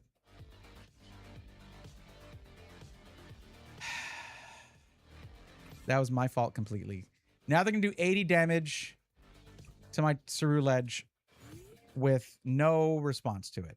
Or no damage done from my side. That was my fault. So what did we learn? Ceruledge is a very risky play. I mean, it's a risky tactic. Like, if you have the 4 energy, you want to make the attack. But the thing is, I had nothing on the bench. And I've taken out the first battle. I took them out in turn 1 or turn 2 because they didn't have any other Pokemon on their bench. I don't like the thought of that. What's this? What's going on here? Ooh, they pulled a reverse holo here. Nice.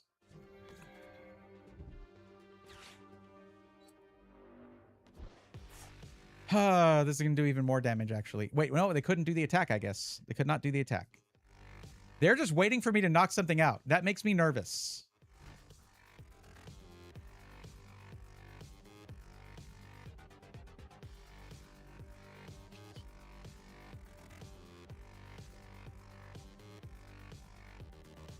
I don't want to do this. If I do this, their Zacian can get... Well, it's not enough to kill. Well, actually it is. It's exactly enough to kill Ceruledge. This sucks.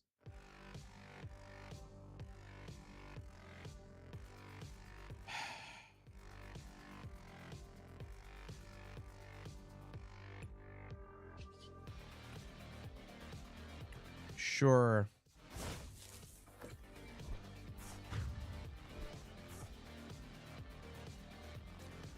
Give me a Lilies, please. Okay, sure. I'm not sure. I don't think I like this deck very much. It's just too anemic in terms... Like, you're constantly siphoning away all your energy. You're just tossing it aside and hoping you get a card that'll allow you to pull it all back. That sucks.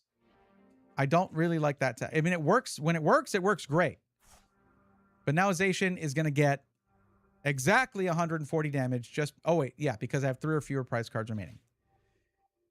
Now, if it was a 6 stack of prize cards, it would take a lot longer to get to that point and to activate Zacian here. But it's not what we're playing.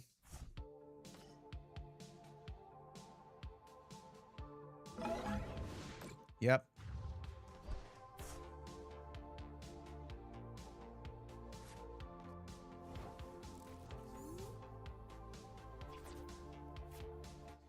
Thank you for yet another Hilda. Watch, guys, as I pull an evolution Pokemon I can't use and a single fire energy that is not enough to let me attack. Yeah, we're conceding here. Well played, buddy. Well played. This is going nowhere.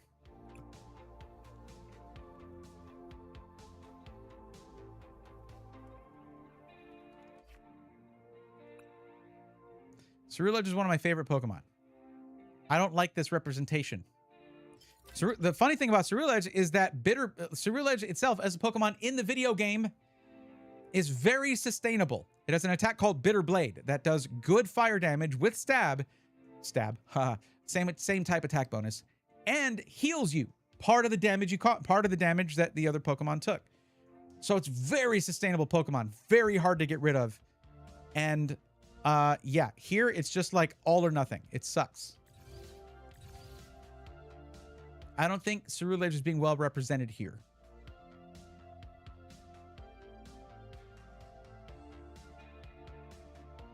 Tails never fails, baby. Come on.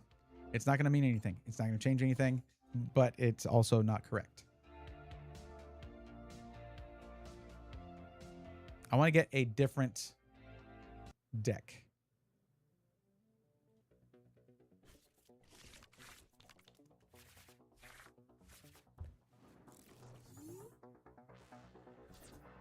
Well, we're starting off with Moltres. Okay. Oh, this sucks. Moltres' whole thing is if your opponent's active Pokemon is a Pokemon EX, this attack does 90 more damage. The odds of them having an EX are so low. Okay, well, let's see what happens. It's all good. It's okay. I'm going to change up this deck if I get it again.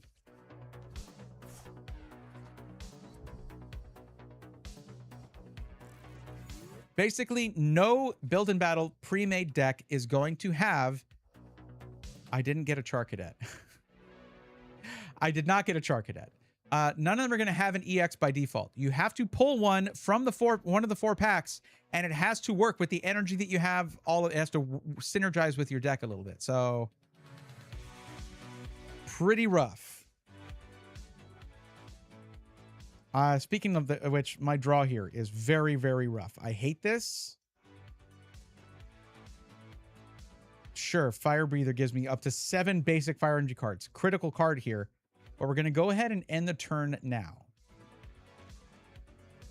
Oh, wait, I can use this. Okay, sure. We'll do some damage. Moltres is about to get poisoned. So, there's that. Unless they evolve. Your opponent's active Pokemon is now poisoned. And Premium Power Pro. Interesting. That's going to add... That might knock me out right now. That's going to... No, it won't knock me out. Oh, it's going to knock me out right now. We're getting knocked out right now. Okay. All right. You know what? Just... Oh, fine. I'll let them have their little gigantic attack that they got in round 1. Oh, I survived. But I'm poisoned. And I got... Okay, I'm dead.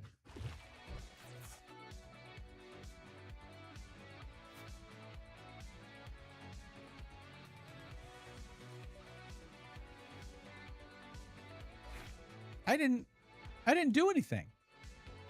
I didn't get to do anything. It was just like, my deck was like, hey, how about we lose? And their deck was like, yo, did you hear that? They're ready to lose. How about we win? Here's the cards you need. There you go. Have a good time. That's just how it goes sometimes. That's why they call it the luck of the draw.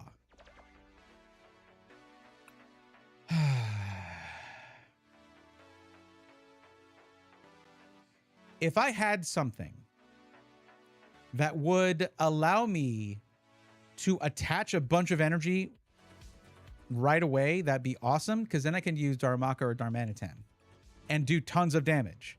But I don't have that. None of my trainer cards do that.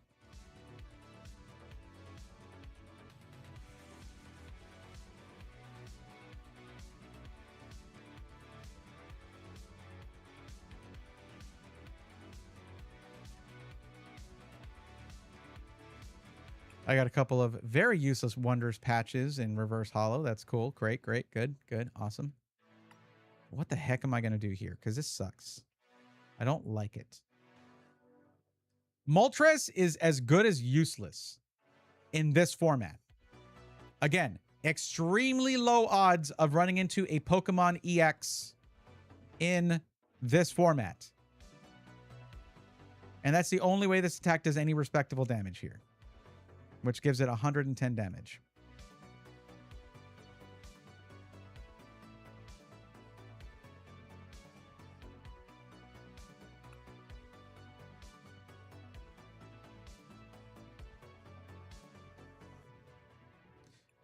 You know what? We're going to work Jigglypuff into this.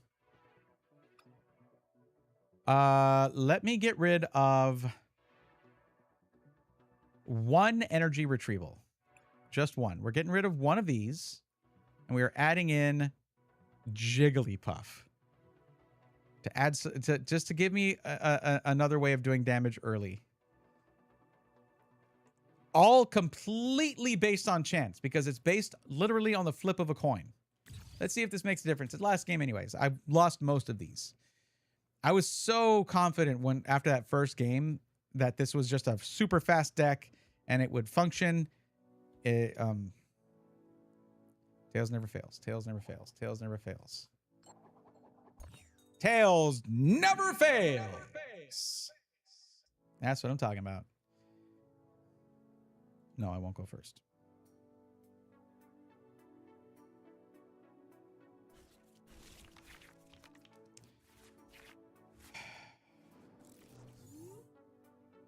Hi, Moltres. I'm so glad you're here. Why did I leave you in the deck? Why did I keep you? What was I thinking? I meant to remove Moltres. Remember I was talking about how useless it was? I meant to remove it. I did not do that. There are no EXs in here. Or very low odds of it anyway. Oh, good, a switch, actually. But no, we can't use it because we don't have a Pokemon to put on the bench. We're going to lose again. Turn 2. Awesome. Now, if I use the Fire Breather, here's something I can do.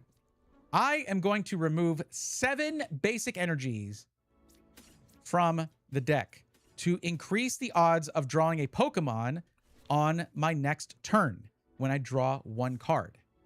I have 9 basic fire energies in my hand now. Okay, and I can do a little attack here, sure.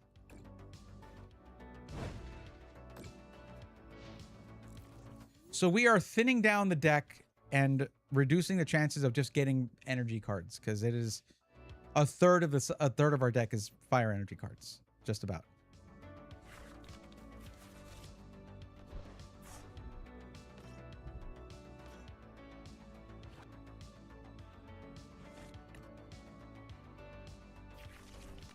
Wow, look at that bench. That's a popular bench. Come on. Nope. No, held up. I don't need you. You only allow me to pull an evolution Pokemon. I don't want that. I need basic Pokemon.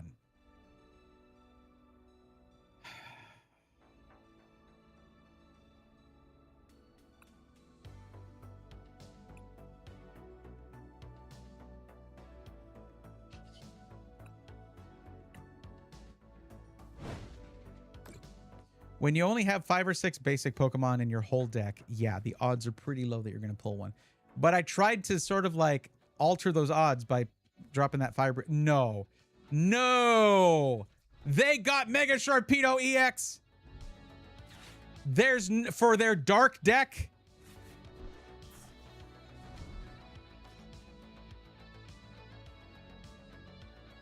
You have to be kidding me. You have to be freaking kidding. What was I just saying about this?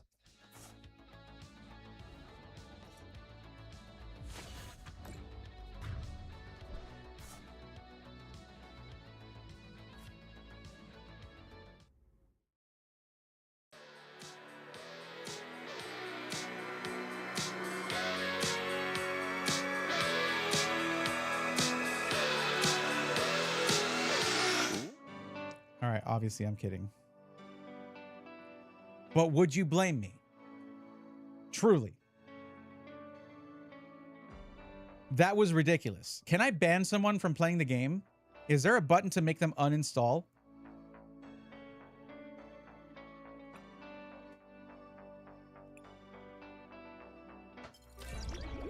That kind of absolute blind luck should not be allowed. Although I would have been happy to get that myself, I'll be honest. Yes, collect my rewards for winning 1 out of 5. Hey, Shanala, that's what you said you got, right? In your first round? 1 and 4? That's what you got, right? Right?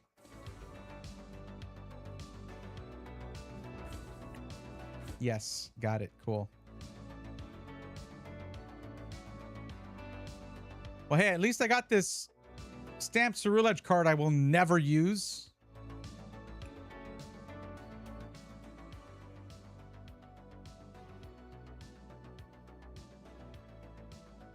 Cool. A lot of points.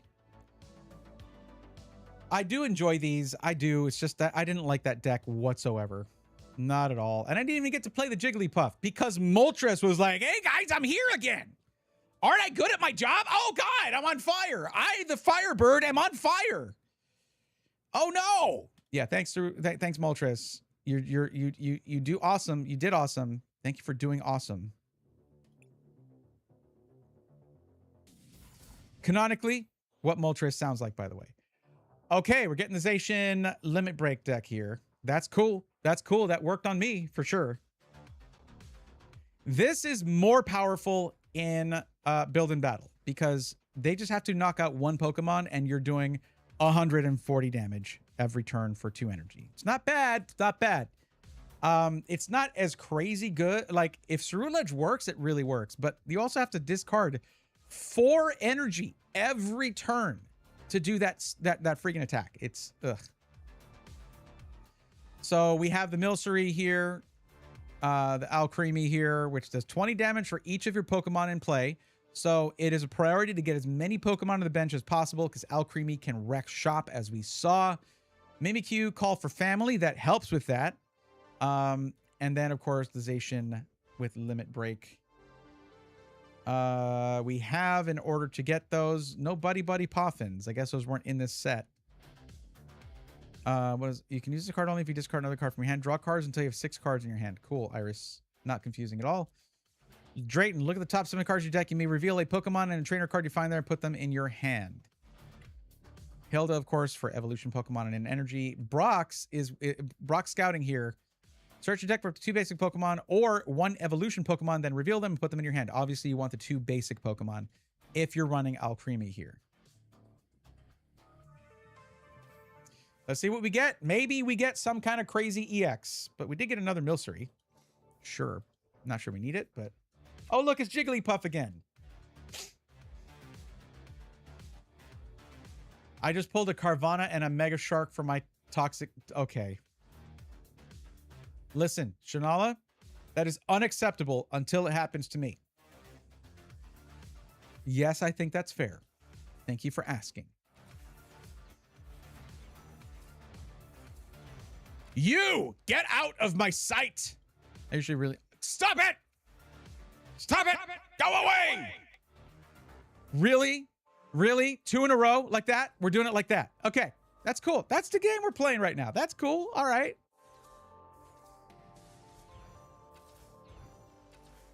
Meloetta. Did I have that in the deck already?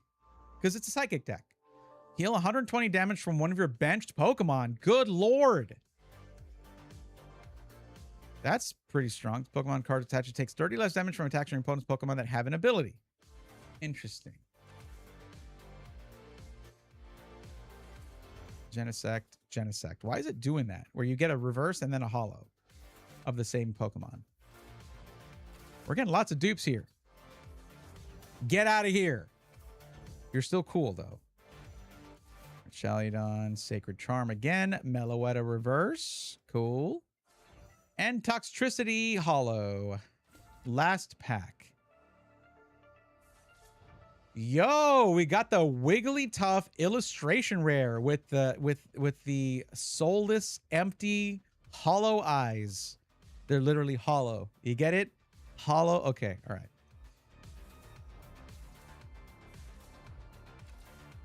Why did I get 2 Charmanders there? I'm not... Well, and then a Fire Breather. It's the wrong deck for this.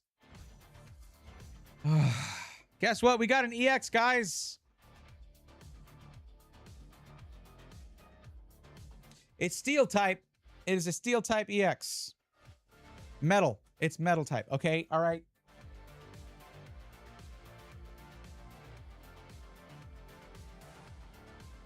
I know it's metal. All right. I know. This is sick, though. Literally hollow eyes. Okay. All right. Don't face palm at me. Oh, it's smug. Okay. Not face palm. Okay. All right. Yeah, that's great. This is great.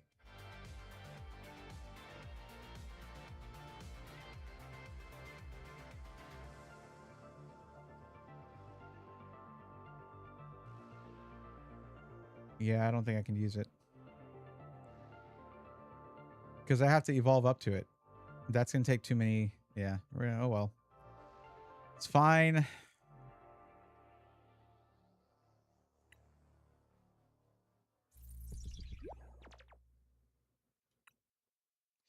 So I don't have Meloetta in here yet. Could be an interesting line to healing benched Pokemon. Because here's the thing. If you're running Alcremie, it could be useful to keep your Pokemon on the bench healthy, but that means you have to remove Alcremie from the active spot, put Meloetta there, and then somehow reverse that to get Alcremie. Well, I mean, then you retreat, and yeah, I don't know if it's worth it. What is Wiggly? Okay, Wigglytuff does round.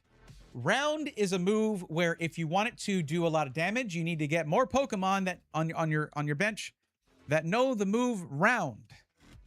That's it. That's the move. That's how it works. It's like, hey, do you know the move round? Cool. I punch harder now. Okay.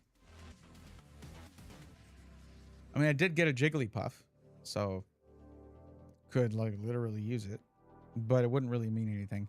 Now, Jigglypuff with this could be pretty cool, but yeah, whatever.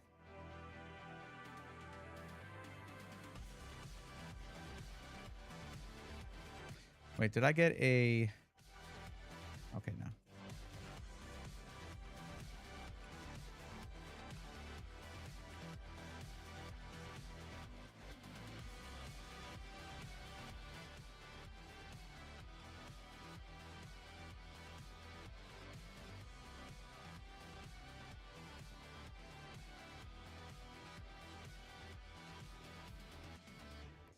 Yeah, I don't need Blowtorch or Fire Breather. That's a fire deck that you use those for pretty much exclusively. So, Sacred Charm, maybe? The Pokemon this card is attached to takes 30 less damage from attacks from your opponent's Pokemon that have an ability. If it does not have an ability, this does nothing. So, let's throw one in there. Why not? Why don't we do that?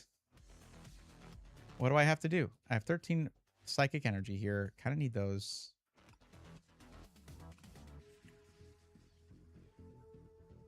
We do have Mimikyu's Call for Family, but it's a single Call for Family. There are some Call for Family moves, particularly from like past, where you could pull 3 basic Pokemon with a single Call for Family, though it costs like 2 energy instead of 1.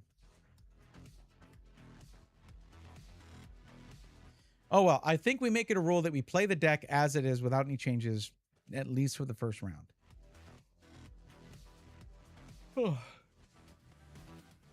If I seem tired, by the way, guys, I didn't really mention this earlier, but my mom had a procedure done today at like a surgical procedure done today, and I had to get her to the hospital for that at like 7 a.m. So I'm pretty tired at this point, but I took a little nap. All right, let's try this. Let's do it. Let's see what happens. Mascarona. Okay. Not to be confused with the Macarena. Oh, yeah, she's doing great now. She's doing great now. It was just nerve-wracking at the time.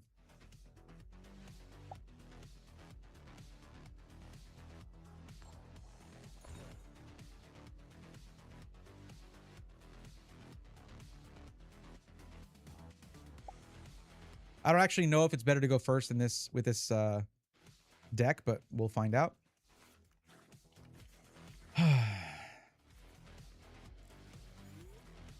Starting with this, I imagine this is not the Pokemon you want to start with. But we have a switch at least.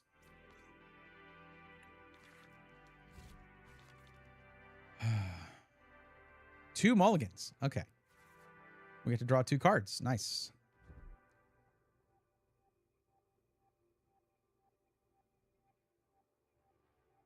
You want to have Zacian on the bench for the first turn. Or our first and second turns, just because Limit Break doesn't really activate until after you lose a Pokemon. And there's Milcery.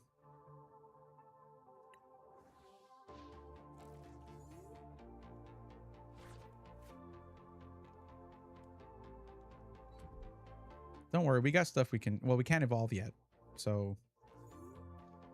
We can't really do anything yet. So we do this. We do we Draining Kiss? I don't know. I guess, no, we'll just lose this Pokemon. We're going to lose this Pokemon. Probably. If they bring out Charcadet and they have 4 energies, and then Zacian is going to knock out that Pokemon. So we just chill. Let's put an energy on Zacian. We'll need 2 on him for that attack. All right, we're ending the turn. I could Lily's here, but that can be next turn. It doesn't really change anything. Unless they have... I know that deck doesn't have a card that makes me shuffle my deck into the hand... my hand into the deck, so we're good. Unless they pulled one and they swapped it out. There we go. All right. Nice. So that deck is working the way it's supposed to. Good. It's not going to be great for them. Also good. And they have that useless Moltres, because I don't have an EX. Oh no, not my Milcery.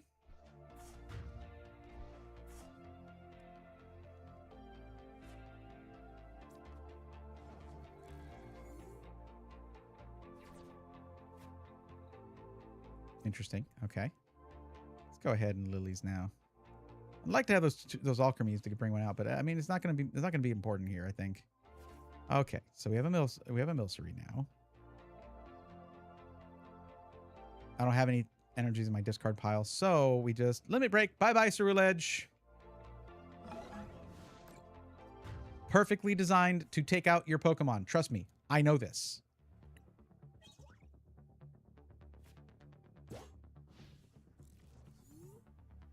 Another switch would be good here to put Milcery in the front to take the hit and get knocked out eventually. Anyway, to activate Zacian's attack again.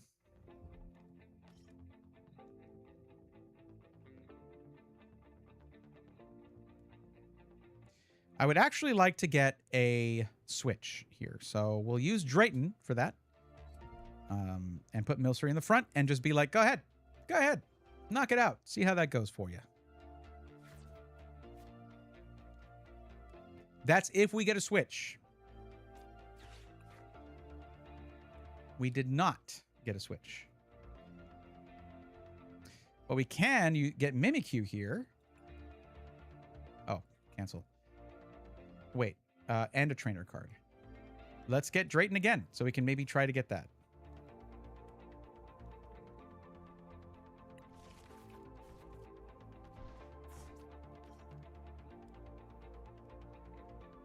Oh, I can just retreat. What am I talking about? This could do 50 damage, though.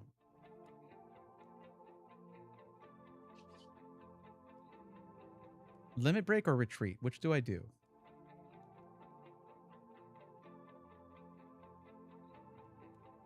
Oh, wait. I'm going to do 140 every time.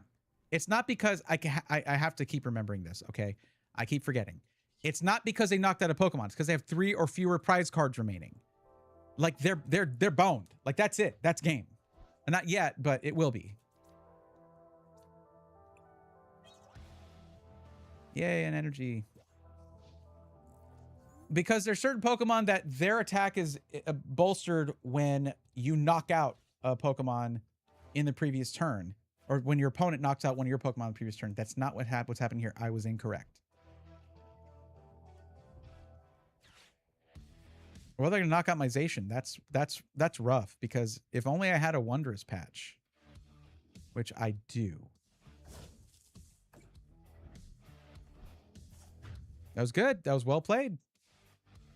It's too bad that attack is not sustainable unless you draw really well.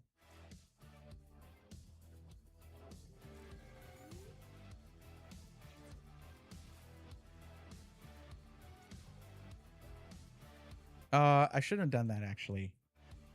No, I should. It's fine. It's actually fine.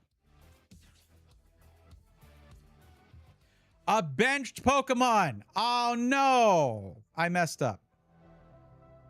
I messed up. Okay, that's fine.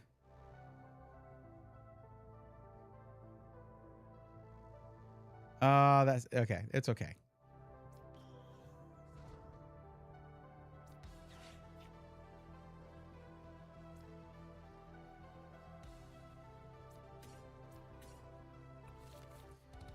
It's okay, I guess.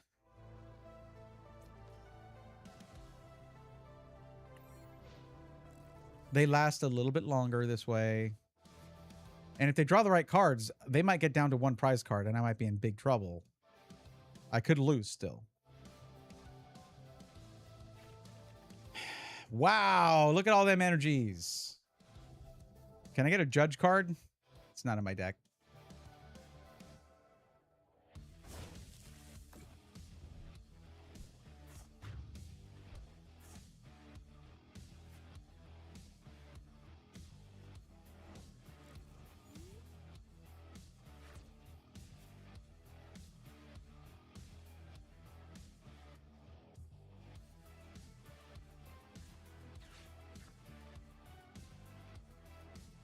I don't have any more Pokemon cards.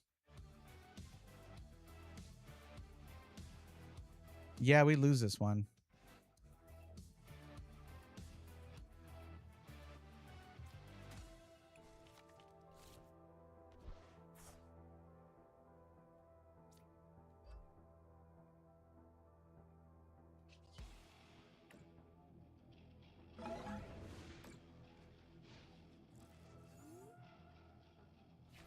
No, that's how the Ceruledge deck is supposed to work. I was just never able to get it to work like that other than like round one. This is it functioning the way it's supposed to be. Well, my opponent got Mega Gengar. Ouch. All right, well played. Good game.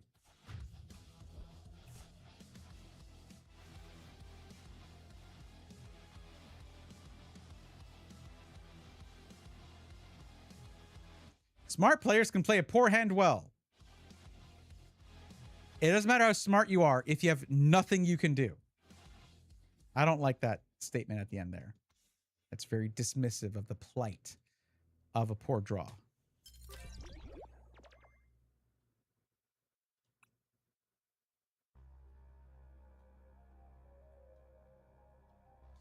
I really don't think there's anything I can really change here. Not significantly so.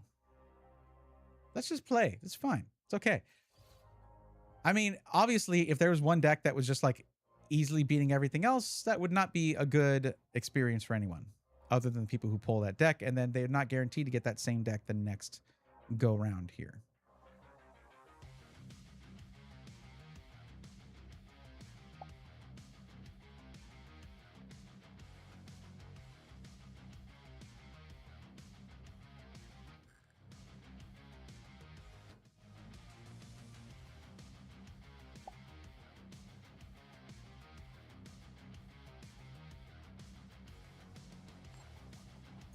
Okay.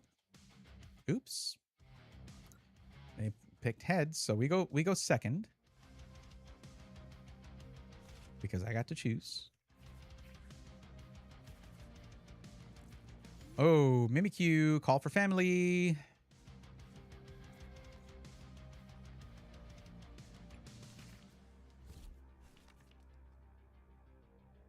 I don't have any energy though. So I cannot call for family. I'll draw 2 cards and get an energy, though. There it is.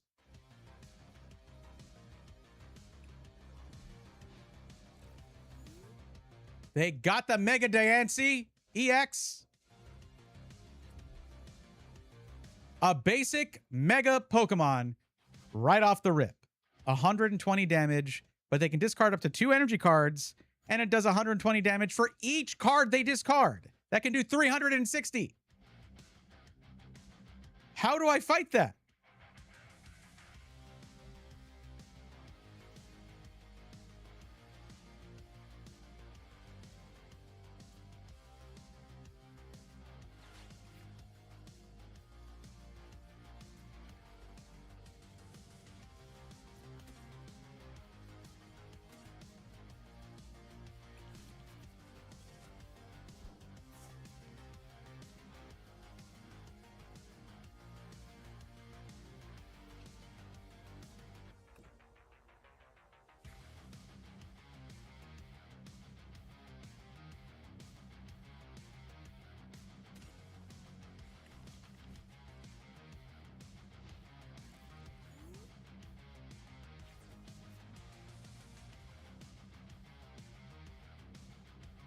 How are you going to swap that out? I guess with a switch card?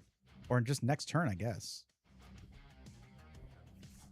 Draw till you have 6. That's It's fine. Okay. They can do Garland Ray already. It'll do 120, but can I get a switch, please? Okay, this might get me the switch that I need. So this would do 120 damage. And that's almost enough.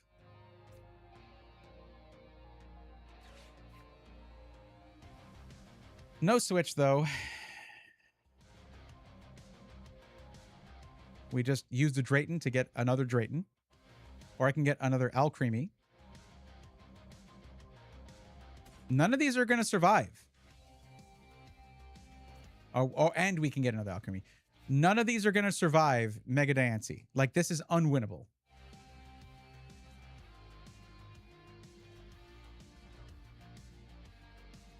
Without even having to discard anything, most of my Pokemon die to Garland Ray other than my Zacians.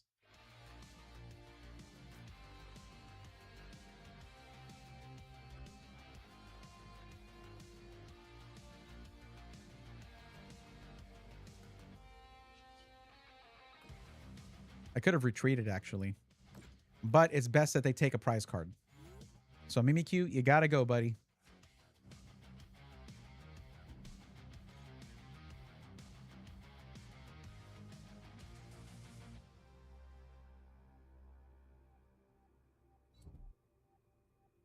Oh, good. They're going to do 240 damage. Like, why? Why? Why?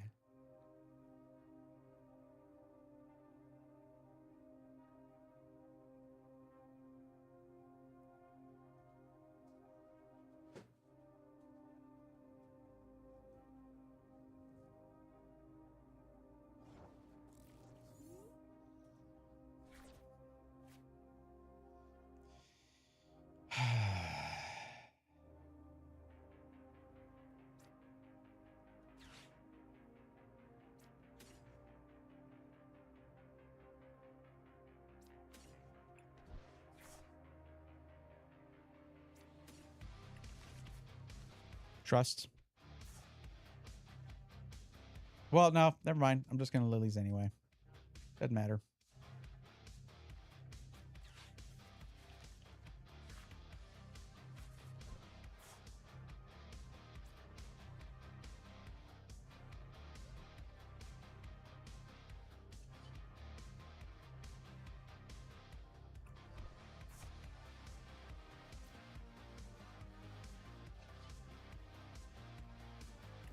We'll knock one out. We'll see what we get. Pulling like this is the second time out of just like 6 or 7 games that someone has I've run into someone who pulled the perfect EX for their deck. And I have yet to ever do that during one of these build-in battles. Oh, wow, Mega Dan. Wow, really? Wow.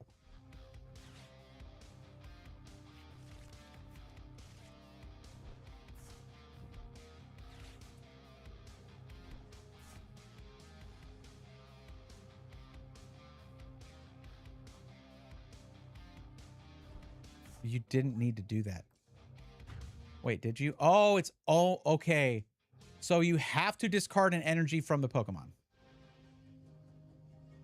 for that attack to work at all. Got it.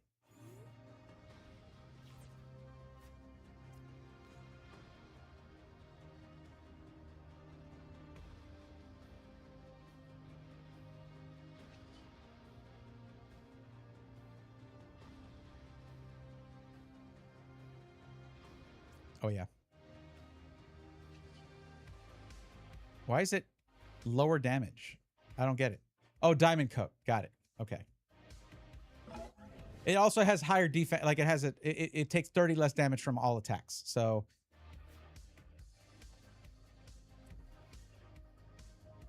bye, Zacian. Bye. Thank you for your service.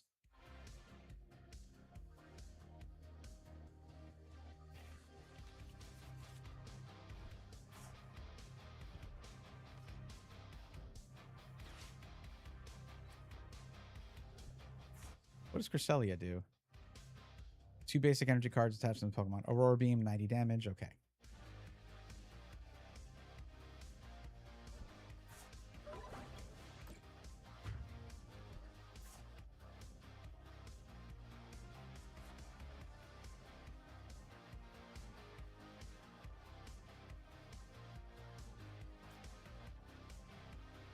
Almost made an oopsie there. Perfect. Thank you.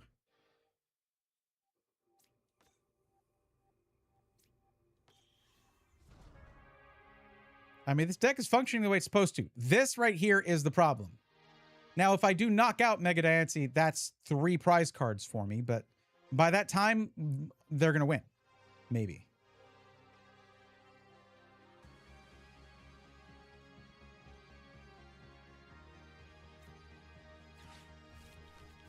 There's not really anything I can do with these. It's just, there they are.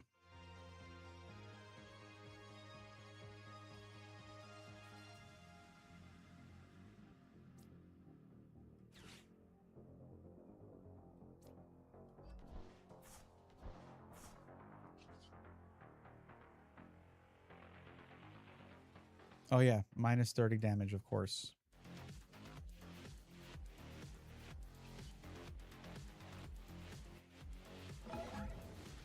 Okay, next turn, we can take out Mega Diancie. And we will be just 1 turn too late in order to win. Oh, they got a switch. Okay, yeah, perfect. So they can basically let Zacian take this Pokemon out, then take the hit. Mega Diancie comes in and wins it. Honestly, this is what I should have done as soon as I saw that Mega EX, but I had to give it a shot. I had to give it my best shot. But honestly, here, we can't win. There's no way. Because they pulled that switch card. We had the faintest chance if we had the opportunity to take out Mega Diancie, and then they top decked a switch card, swapped it out for Zacian, who was still strong enough to take out Alcremie, and whatever. It's okay. It's not like these are ladder rounds. You don't really lose much. You don't lose anything for losing. You just gain extra goodies at the end of the thing for winning. That's it. I just ate a whole bottle of ketchup. That's disgusting. You're disgusting. Tails never fails. Tails never fails. Tails never fails.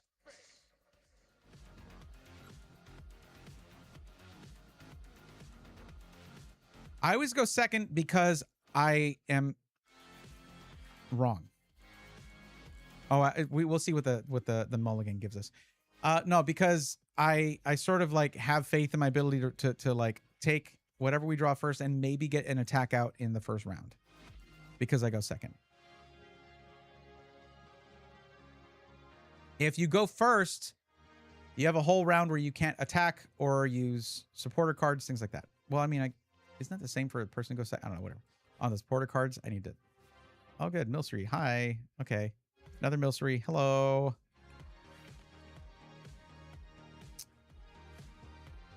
You can just do more in turn 1 if you go second. Watch, they're going to have the Mega Sharpedo again.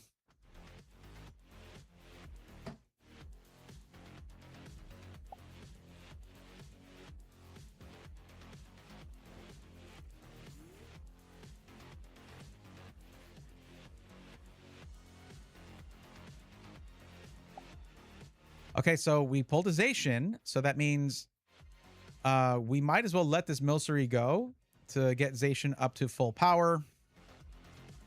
No, that's not what I meant to do. No, no, no, no, no. That is not what I meant. But it's okay. I have a Wondrous Patch and a basic energy, so I'll be okay.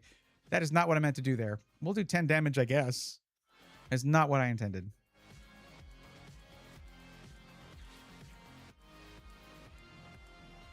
Oh, it's top 7.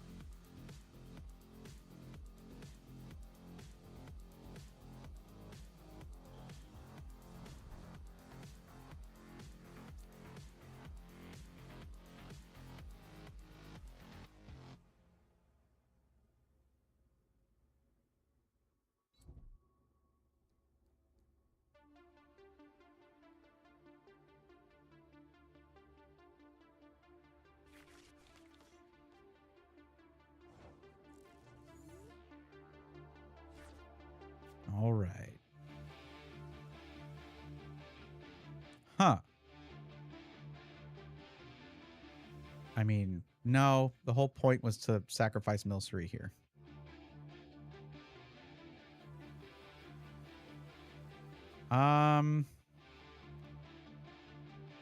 But it didn't even attack.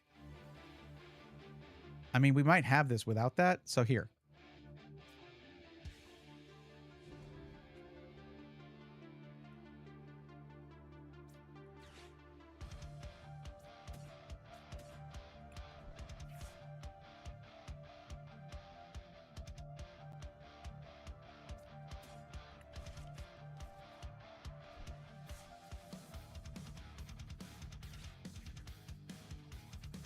Oh, okay. Well, that's not bad.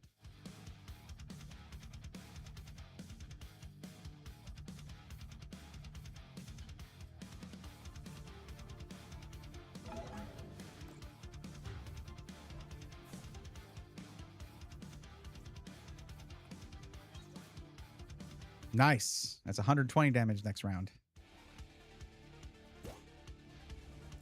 Wait. You have any stage 2 dark Pokemon on your bench? This attack does 70 more damage. Okay. So 90 damage if they get a stage 2 up here, which they probably will this turn. So that's going to knock out my Alchemy. That's okay. That's fine, I guess.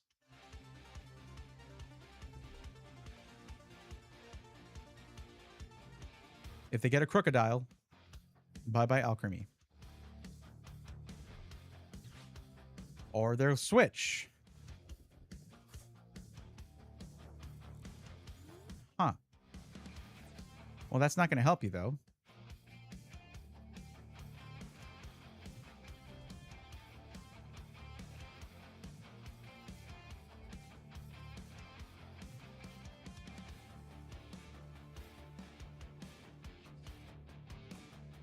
Absol, so sorry.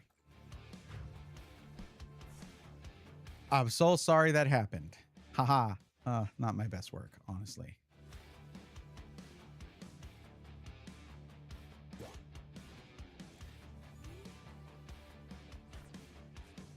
They're hoping for a crocodile here. There's a Dusk Ball. They're hoping to get it. They're looking at them bottom 7 cards of the deck. If there's a Crocodile there, Toxtricity. If they put, well, if they put Toxel down now, they won't be able to evolve it yet. That's it. We won. There we go. That's what I'm talking about.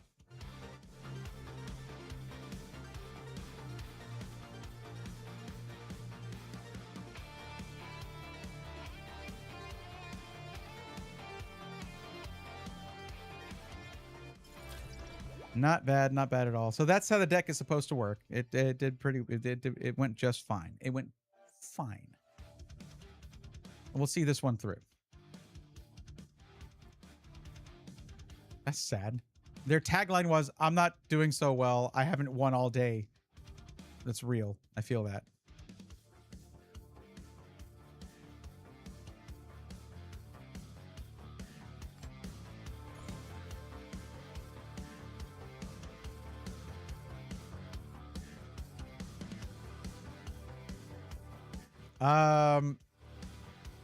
That's why you're not winning all day. If you concede after a coin flip. Are you smurfing? You don't smurf if it's not on the ladder. What are you doing? You can't smurf here. I haven't won all day. I keep pressing the concede button that's supposed to make my opponent concede, but it's not working. I was all ready for an epic battle there, man.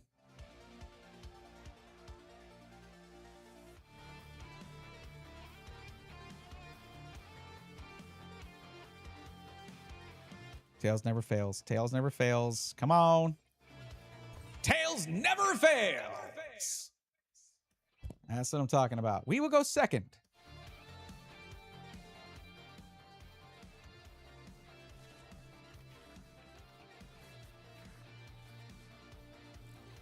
Get Mimikyu out there for a call for family. Bam. Bam. That's looking pretty good.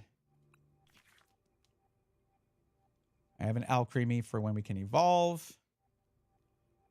And with Mimikyu, we'll have at least 100 damage in turn in that turn once we can evolve.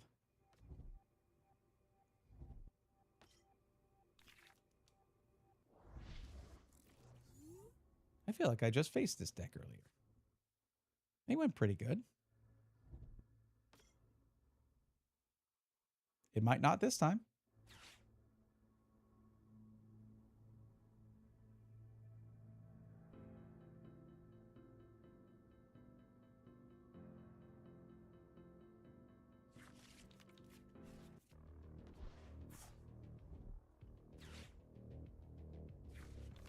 Wow.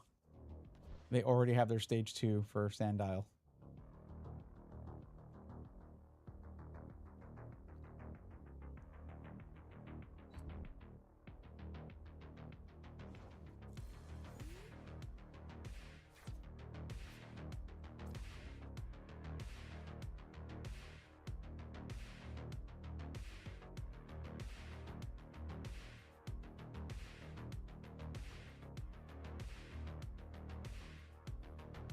I don't know if I want to do that yet. All right, call family.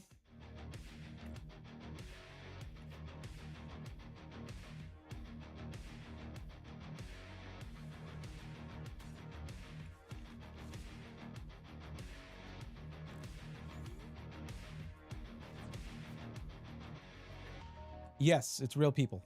Yeah.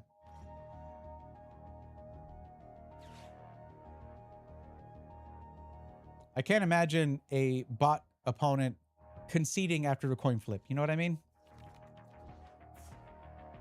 Unless it's a broken bot, and Pokemon has enough money to not have broken bots. I would like to think.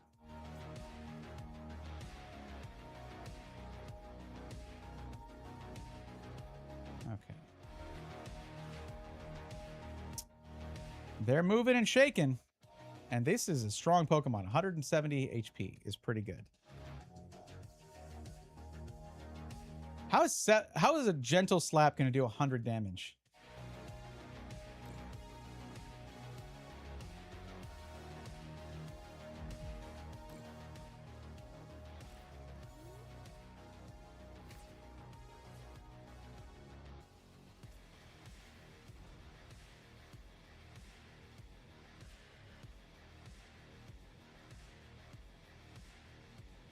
I should probably build up Zacian first.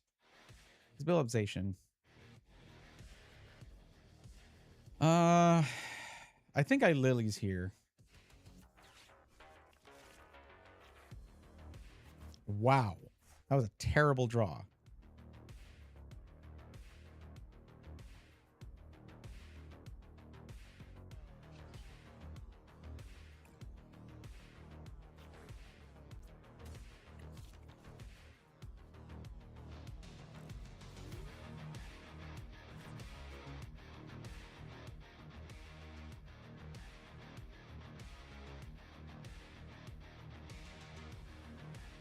They're building up something scary right there. I don't know. Sinister Surge.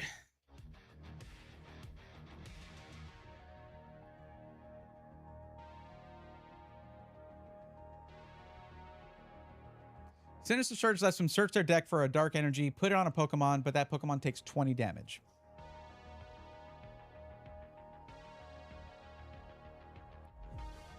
That means that Crocodile is within striking distance for... Can you take out my Mimikyu already?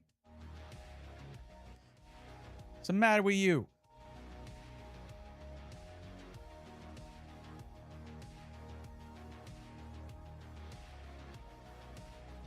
I mean, we're going to do 140 damage with Limit Break once they take out one Pokemon. We'll just keep Mimikyu there until they get rid of it. I just keep building... We'll both keep building up our stuff, but like...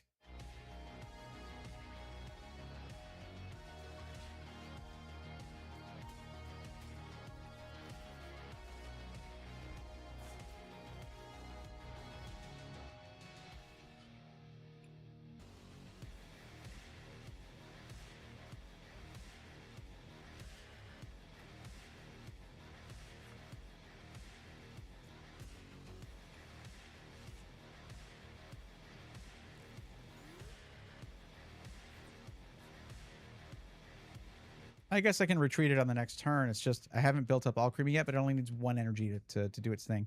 And now Alchemy will do 120 damage. But basically, there's no Pokemon here now because they've kept doing damage to Crocodile that Zacian can't one-shot. Once they're down to 3 prize cards or fewer. I would really just love to get a boss's orders right now. But they're not in the deck, so what can I do? Ah, now comes the switch. There it is. You did it. Wow. They just want to draw 2 cards because they only have 1 card in their hand, and that makes sense.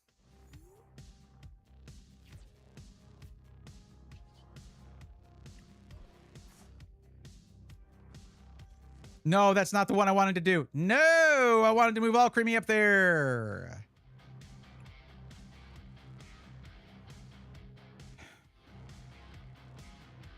I guess I can retreat Zacian. Let's retreat. I can't retreat because I already retreated one.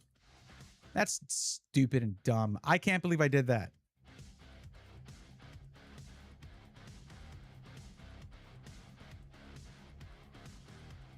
Ah, that was so stupid.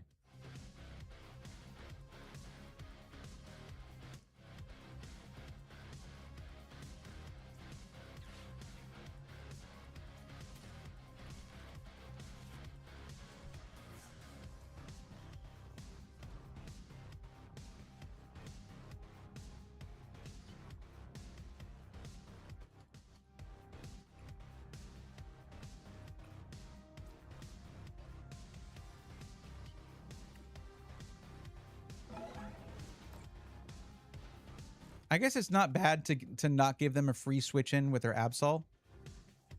But like that was dumb because I could have knocked it out, gotten a prize card, seen what it was. It's just, oh, now it's got a spiky helmet on, or punk helmet. It puts 4 damage counters on whatever Pokemon attacks it.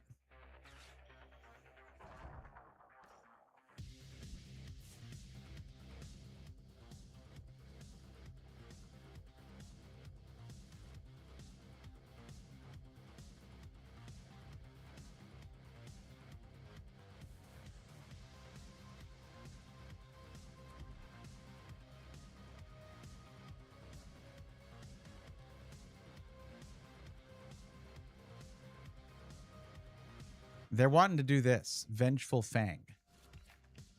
That does a lot of damage. 220. If I knock out a Pokemon during my turn, on the next turn, this does 220. But they're already going to be able to do Hammer In anyway, which is 160, which is higher than any of my Pokemon's HP.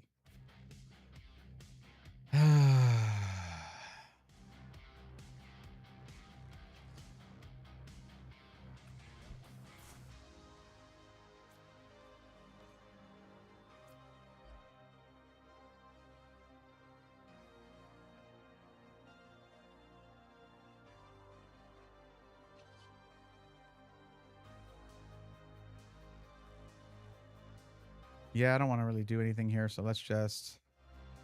We're sacrificing Alcremie, but that will activate Zacian in the next turn. Look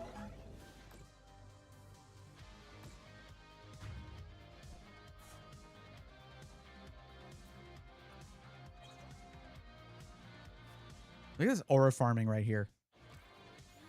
Just absolute aura farming.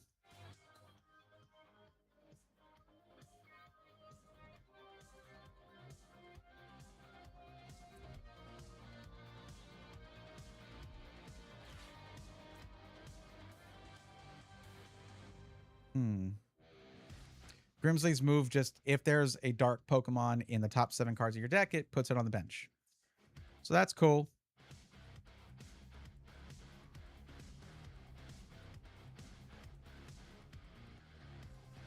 Vengeful Fang is very powerful. This is a good deck. If that's what the goal is to get... Now, it's different from Zacian, though, who... Your opponent just has to have 3 or fewer prize cards, which is very quick. You can get that to that pretty quickly, unless you're playing like my opponent is right now, and they weren't taking out any of my Pokemon until like this moment coming up here. Um, like if they don't get down to 3 prize cards until they're very built up, then they're going to be fine. So what's going to happen here is I can put out another Alcremie, because if I put out Zacian, this thing's going to kill it. I can't one-shot this like I can any other Pokemon on the bench. So we are going to sacrifice another Alcremie here.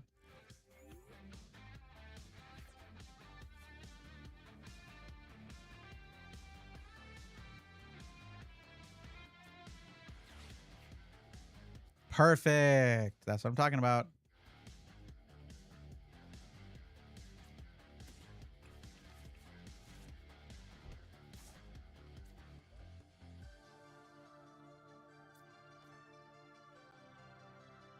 We're going to get this thing like close to death, but not down. Let me also do this real quick.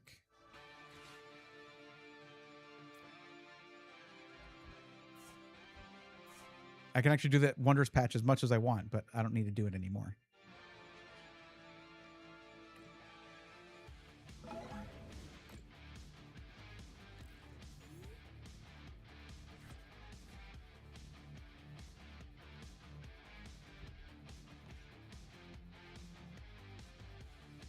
Yeah, I don't think we're going to win this one just because of the pacing, like the order of operations here. They'll get to their last prize card before I do. It doesn't cost me much energy to do my attacks, but I do have to keep a full bench if I want Alcremie to do well. Zacian is just going to do 140 no matter what. But that takes 2 energy every time. Yep, hammer in. There it is. Okay. That is rough, buddy.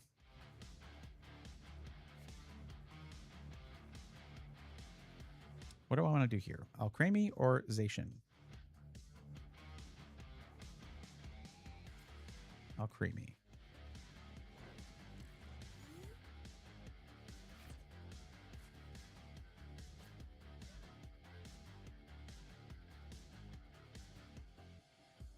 I should have done a call for family, honestly, but it's okay.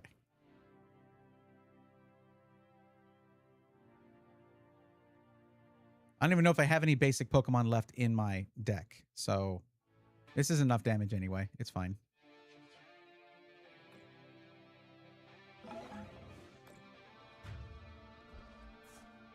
That was a lot of energy discarded right there.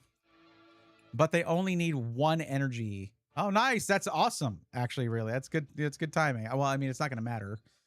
But it's only 1 energy for Vengeful Fang, which is about to do that 220 damage. Wow, they just got a lot of energy back into their deck. That's cool.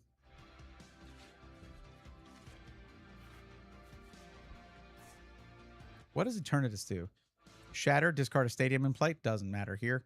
Power Rush, flip a coin of tails. During your next turn, this Pokemon can't use attacks. That's funny.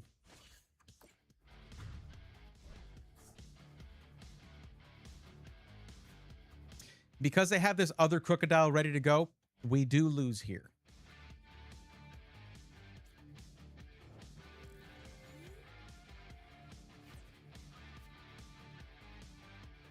But whatever, I'll see it through to the end.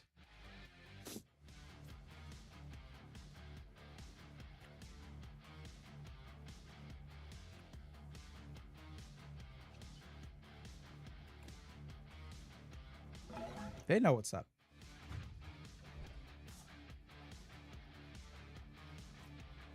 I made it a close one, basically. That's what matters. I made them fight for it.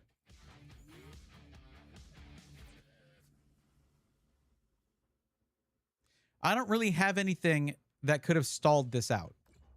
These are very limited decks at you know, literally 2/3 of a full tournament deck with 40 cards. But we still did well. We still did well. Yeah, that's what I say. And that's my jacket. And what the heck? Kill your double. Any Welcome to Night Vale fans out there?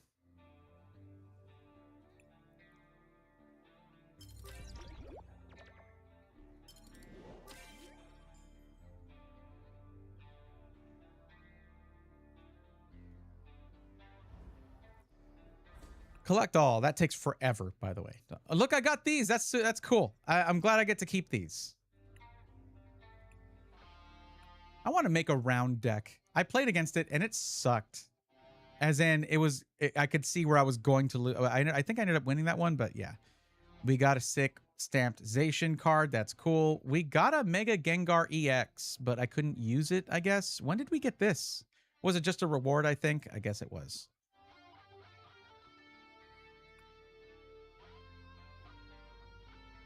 Okay, I want to open the last 7 packs of Crown Zenith. I can't just sit here and pretend that they're not there calling to me. But only if you guys are here and awake. I want y'all to be here for this. I know that song was probably putting you to sleep. I apologize. That's my fault.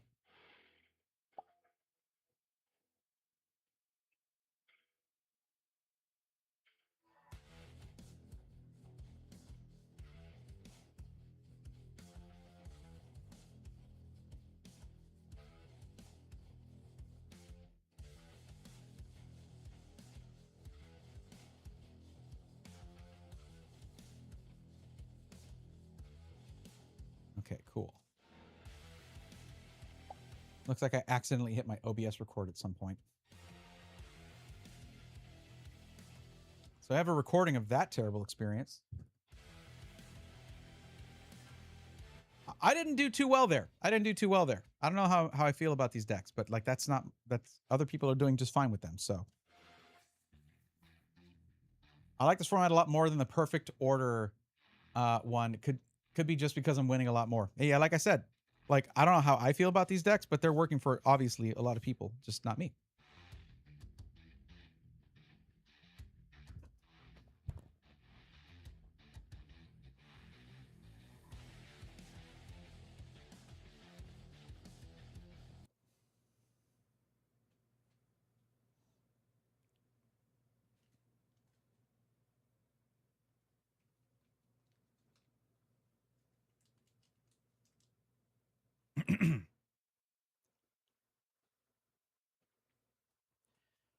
In the last video, I opened a Sea and Sky Premium Collection box of Crown Zenith cards with 14 packs. We opened 7 of them, and I got an amazing card, an amazing pull from that. I don't know why I don't have it ready.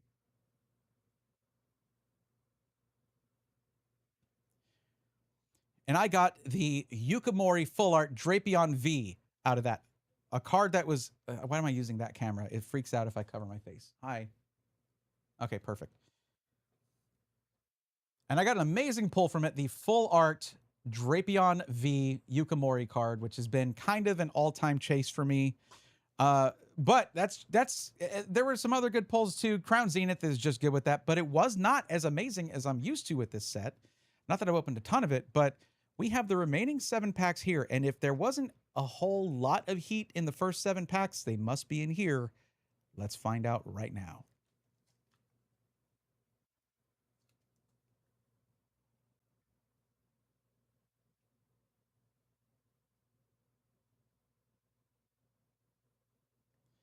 All right, pack number 1. Let's go.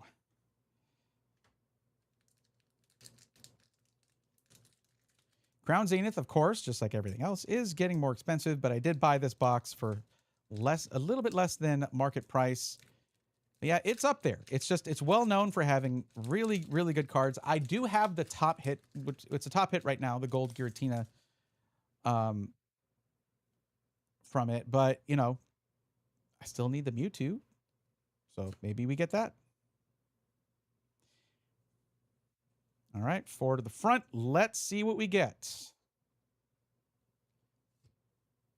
Okay, Crushing Hammer, Luxio, Ultra Ball, Scyther, Emolga, Yungoos, Cherubi, Execute. Oh, no way! We got the Galarian Gallery Zamazenta V. This is a duplicate, but I love this card. Oh, it's so gorgeous. Look at that. Look at that. Already, first pack magic right off the rip. There you go. Do we get a double there? We got a double! Yo, look at that Pikachu. No way. Oh my God, I love this card. What? Oh, that's crazy. Hold up. Yeah, this, oh my God. Okay. It's just like, we get the gorgeous Zamazen TV, like a $25 card, wow, and then a $60 Pikachu. Okay, all right, yeah. Man, forget it, that's crazy. We're not beating that out of the rest of these packs unless I get a God pack. That's crazy.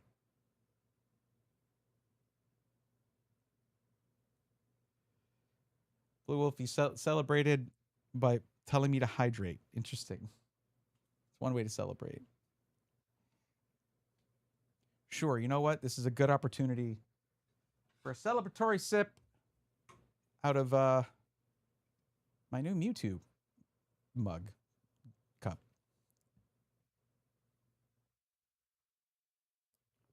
Look at that thing. It's freaking awesome. Mew and Mewtwo. Okay. It was an ad for Igloo on Instagram, and I fell for it. Okay. That is a sick couple of hits right there out of pack number 1. Man.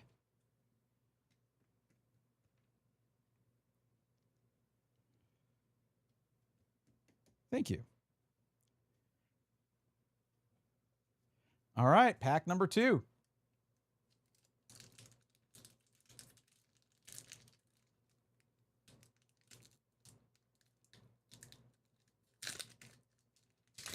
I keep forgetting that they're facing out. Yeah, I don't think these code cards give anything away. That's not something this set did. I thought so in the last video, but I reminded myself that they didn't do that here.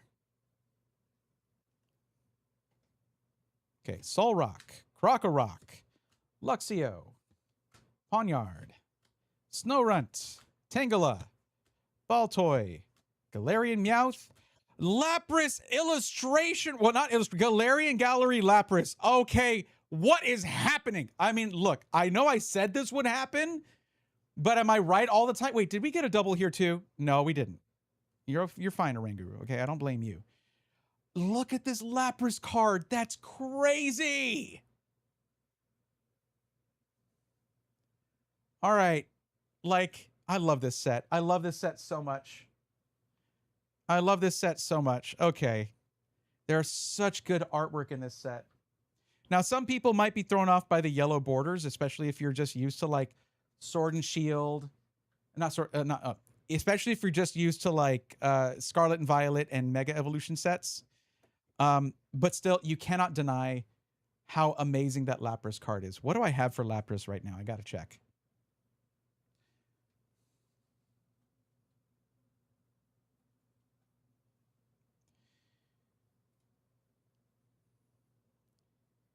And for Lapras right now, I have an EX. So that's a major upgrade right there. We'll take it. Oh, actually, I should have that in the other view. 1 second. Bam, bam. There we go. There is Lapras right there. And we just have the EX right now. So that is a major upgrade. We will take those all day long. Oh, man. Okay, we're 2 for 2. Let's keep it going. I'm going to have to zoom out a little bit to not cut any of these amazing hits out of the frame. This, honestly, I love the Pikachu I have right now. I think this is actually replacing it. It's a Trainer Gallery Pikachu, but I think it's actually, that's going to replace it. Because that is one of the best Pikachu cards ever.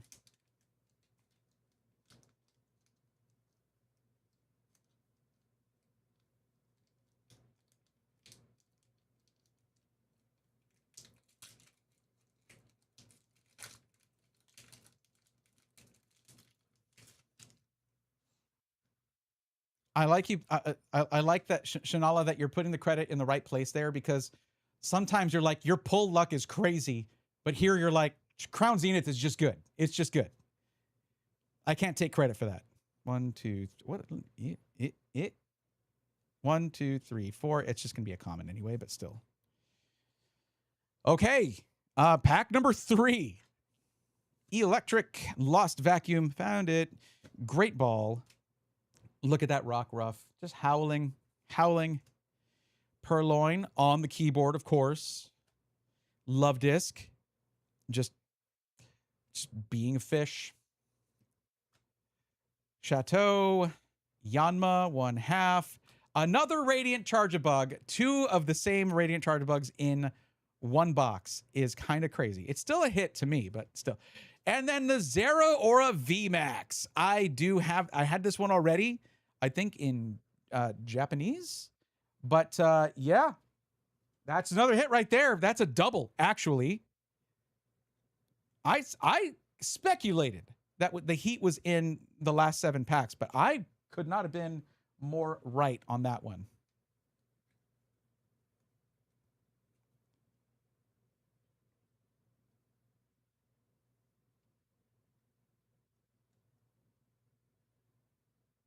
Actually, not. Pikachu, you go in the center, buddy.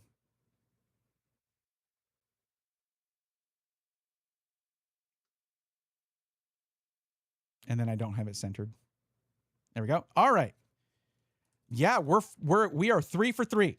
We're 3 for 3 with hits. 4th pack now. Kind of gonna open these a little bit more carefully. I have a lot of that Zeraora, but this is my first one in English, I think.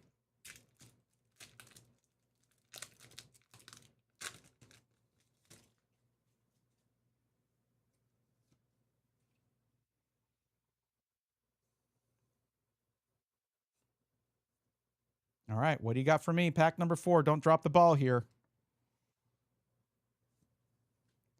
Friends in Hisui, Shaman, Crushing Hammer, Whalmer, Shinx, Larvesta, Oddish, Seal, Larvesta Reverse, and Pangoro. Okay, finally, with the Pangoro Rare Non-Holo, that breaks that 4-pack streak, which was crazy. Maybe not that crazy for Crown Zenith. I mean, I'm telling you, the hit rates on this set are second to none. They're amazing.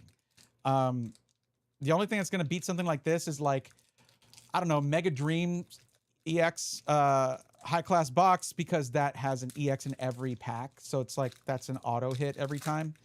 But still.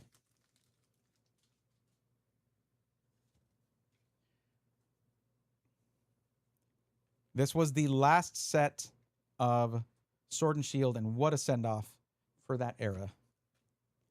Lost Vacuum, Luxio, Metang, Snowrunt, Pawniard, Tangela, Baltoy, Galarian Meowth, Hop, Reverse with the little... Okay, and then the Hop's double there. Well, it doesn't say Hop's double, but he definitely had one of those. Okay, well, 2 packs left, but honestly, like, I can get not a single other hit, and this was all totally worth it in terms of just the amount of hits. This big upgrade for the Lapras, and yes, I feel an upgrade for Pikachu here.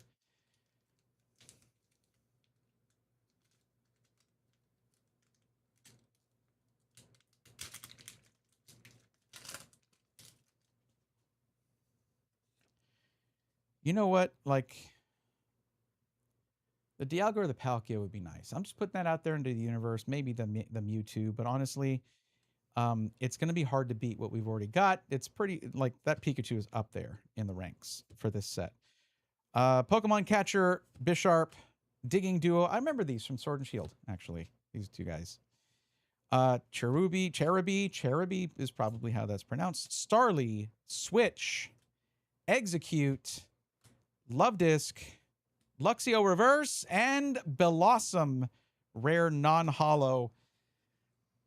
I don't want to end it with I'd like to add to this little grouping right here. So let's get something here. But yes, I am very happy with this box overall. It was very good to me. It was very good to me.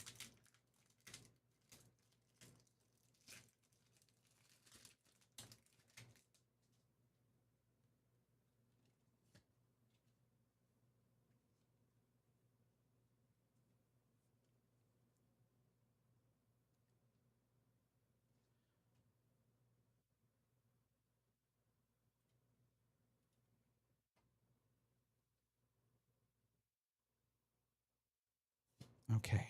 Last pack. Crocorock. Lunatone. Soul Rock. Those are always paired up. Skrelp. And that is a Tomokazu Kamiya Skrelp. Love the artwork on that. Helioptile. Wooloo. Shinx. Pancham. And we got the Soul Rock Galarian Gallery. Another hit. This is a duplicate, but it is such a good card. I have both the Soul Rock and the Lunatone. I would say if there is a problem with Crown Zenith, is that the hit rates are so good, you will get dupes if you buy more than, you know, more than a couple boxes. You'll get a lot of dupes. But yeah, and then the Entei Hollow there to finish it off. But yeah, we got it. We got another hit like I was asking for.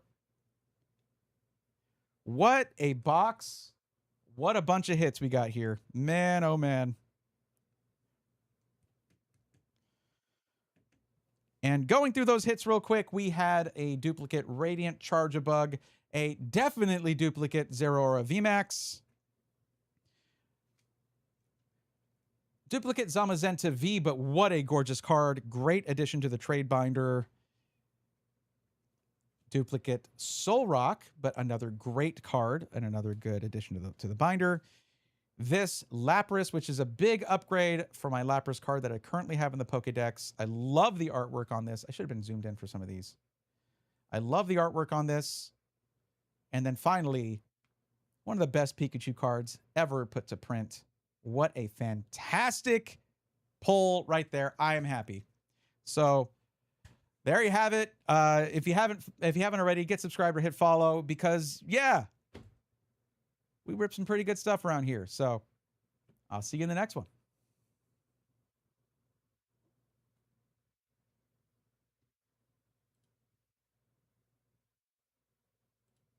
I love that Pikachu card. I love that Lapras card. Those are so good. Man, oh man.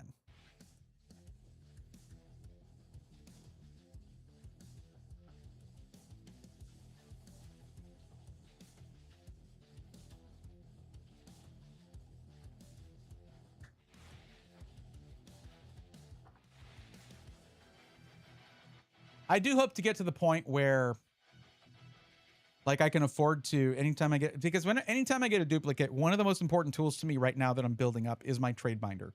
Like it's an incredibly important tool for the method that I'm using. I do want to get to the point to where I can afford to like give away dupes, do that kind of thing. Like a lot of the bigger PokeTubers do a lot of giving away of stuff. And that is something I would love to do. I remember back before I started doing PC content, I would see content creators, tech content creators do PC giveaways, and I always wanted to do that. And the moment I got to do it, I was like, that's pretty awesome. It's very complicated and difficult to do, but it was very cool. And then I got to do a bunch of those. Not so much anymore, unfortunately. But basically for those, there's no like vast.gg or anything that you do to do the giveaway. It's just like put a comment and we'll send it to you. Like we'll pick someone out of the comments to do it. It's like a lot easier, a lot simpler, you know?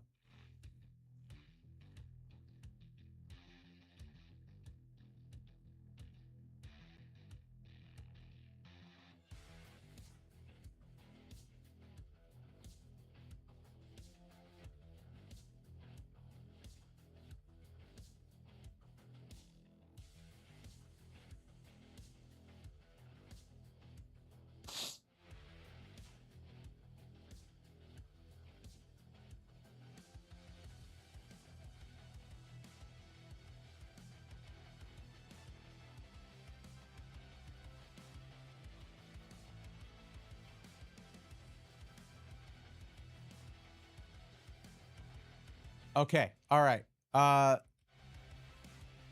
buddy Emmett is streaming. We are gonna raid him, show him some love. Good friend of mine. I might be. So here's a fun fact.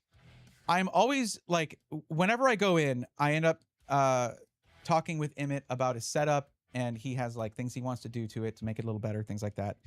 And I've done like when it comes to gear and all those, I'm a little obsessed with it. So I'm always wanting to help out.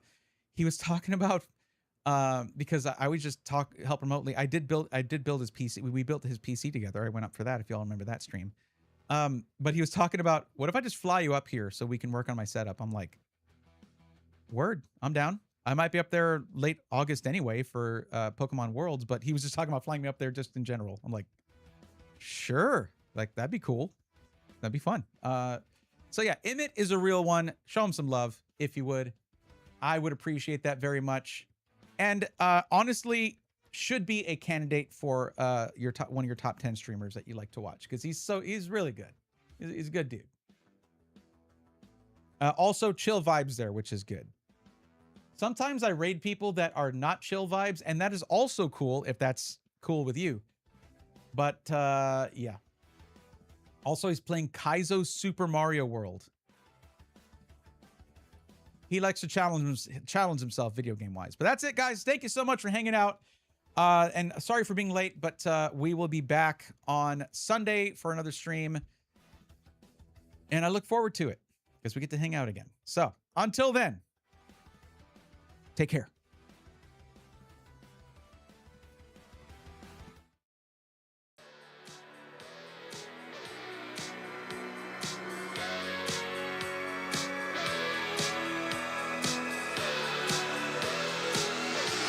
Let's go, nerds!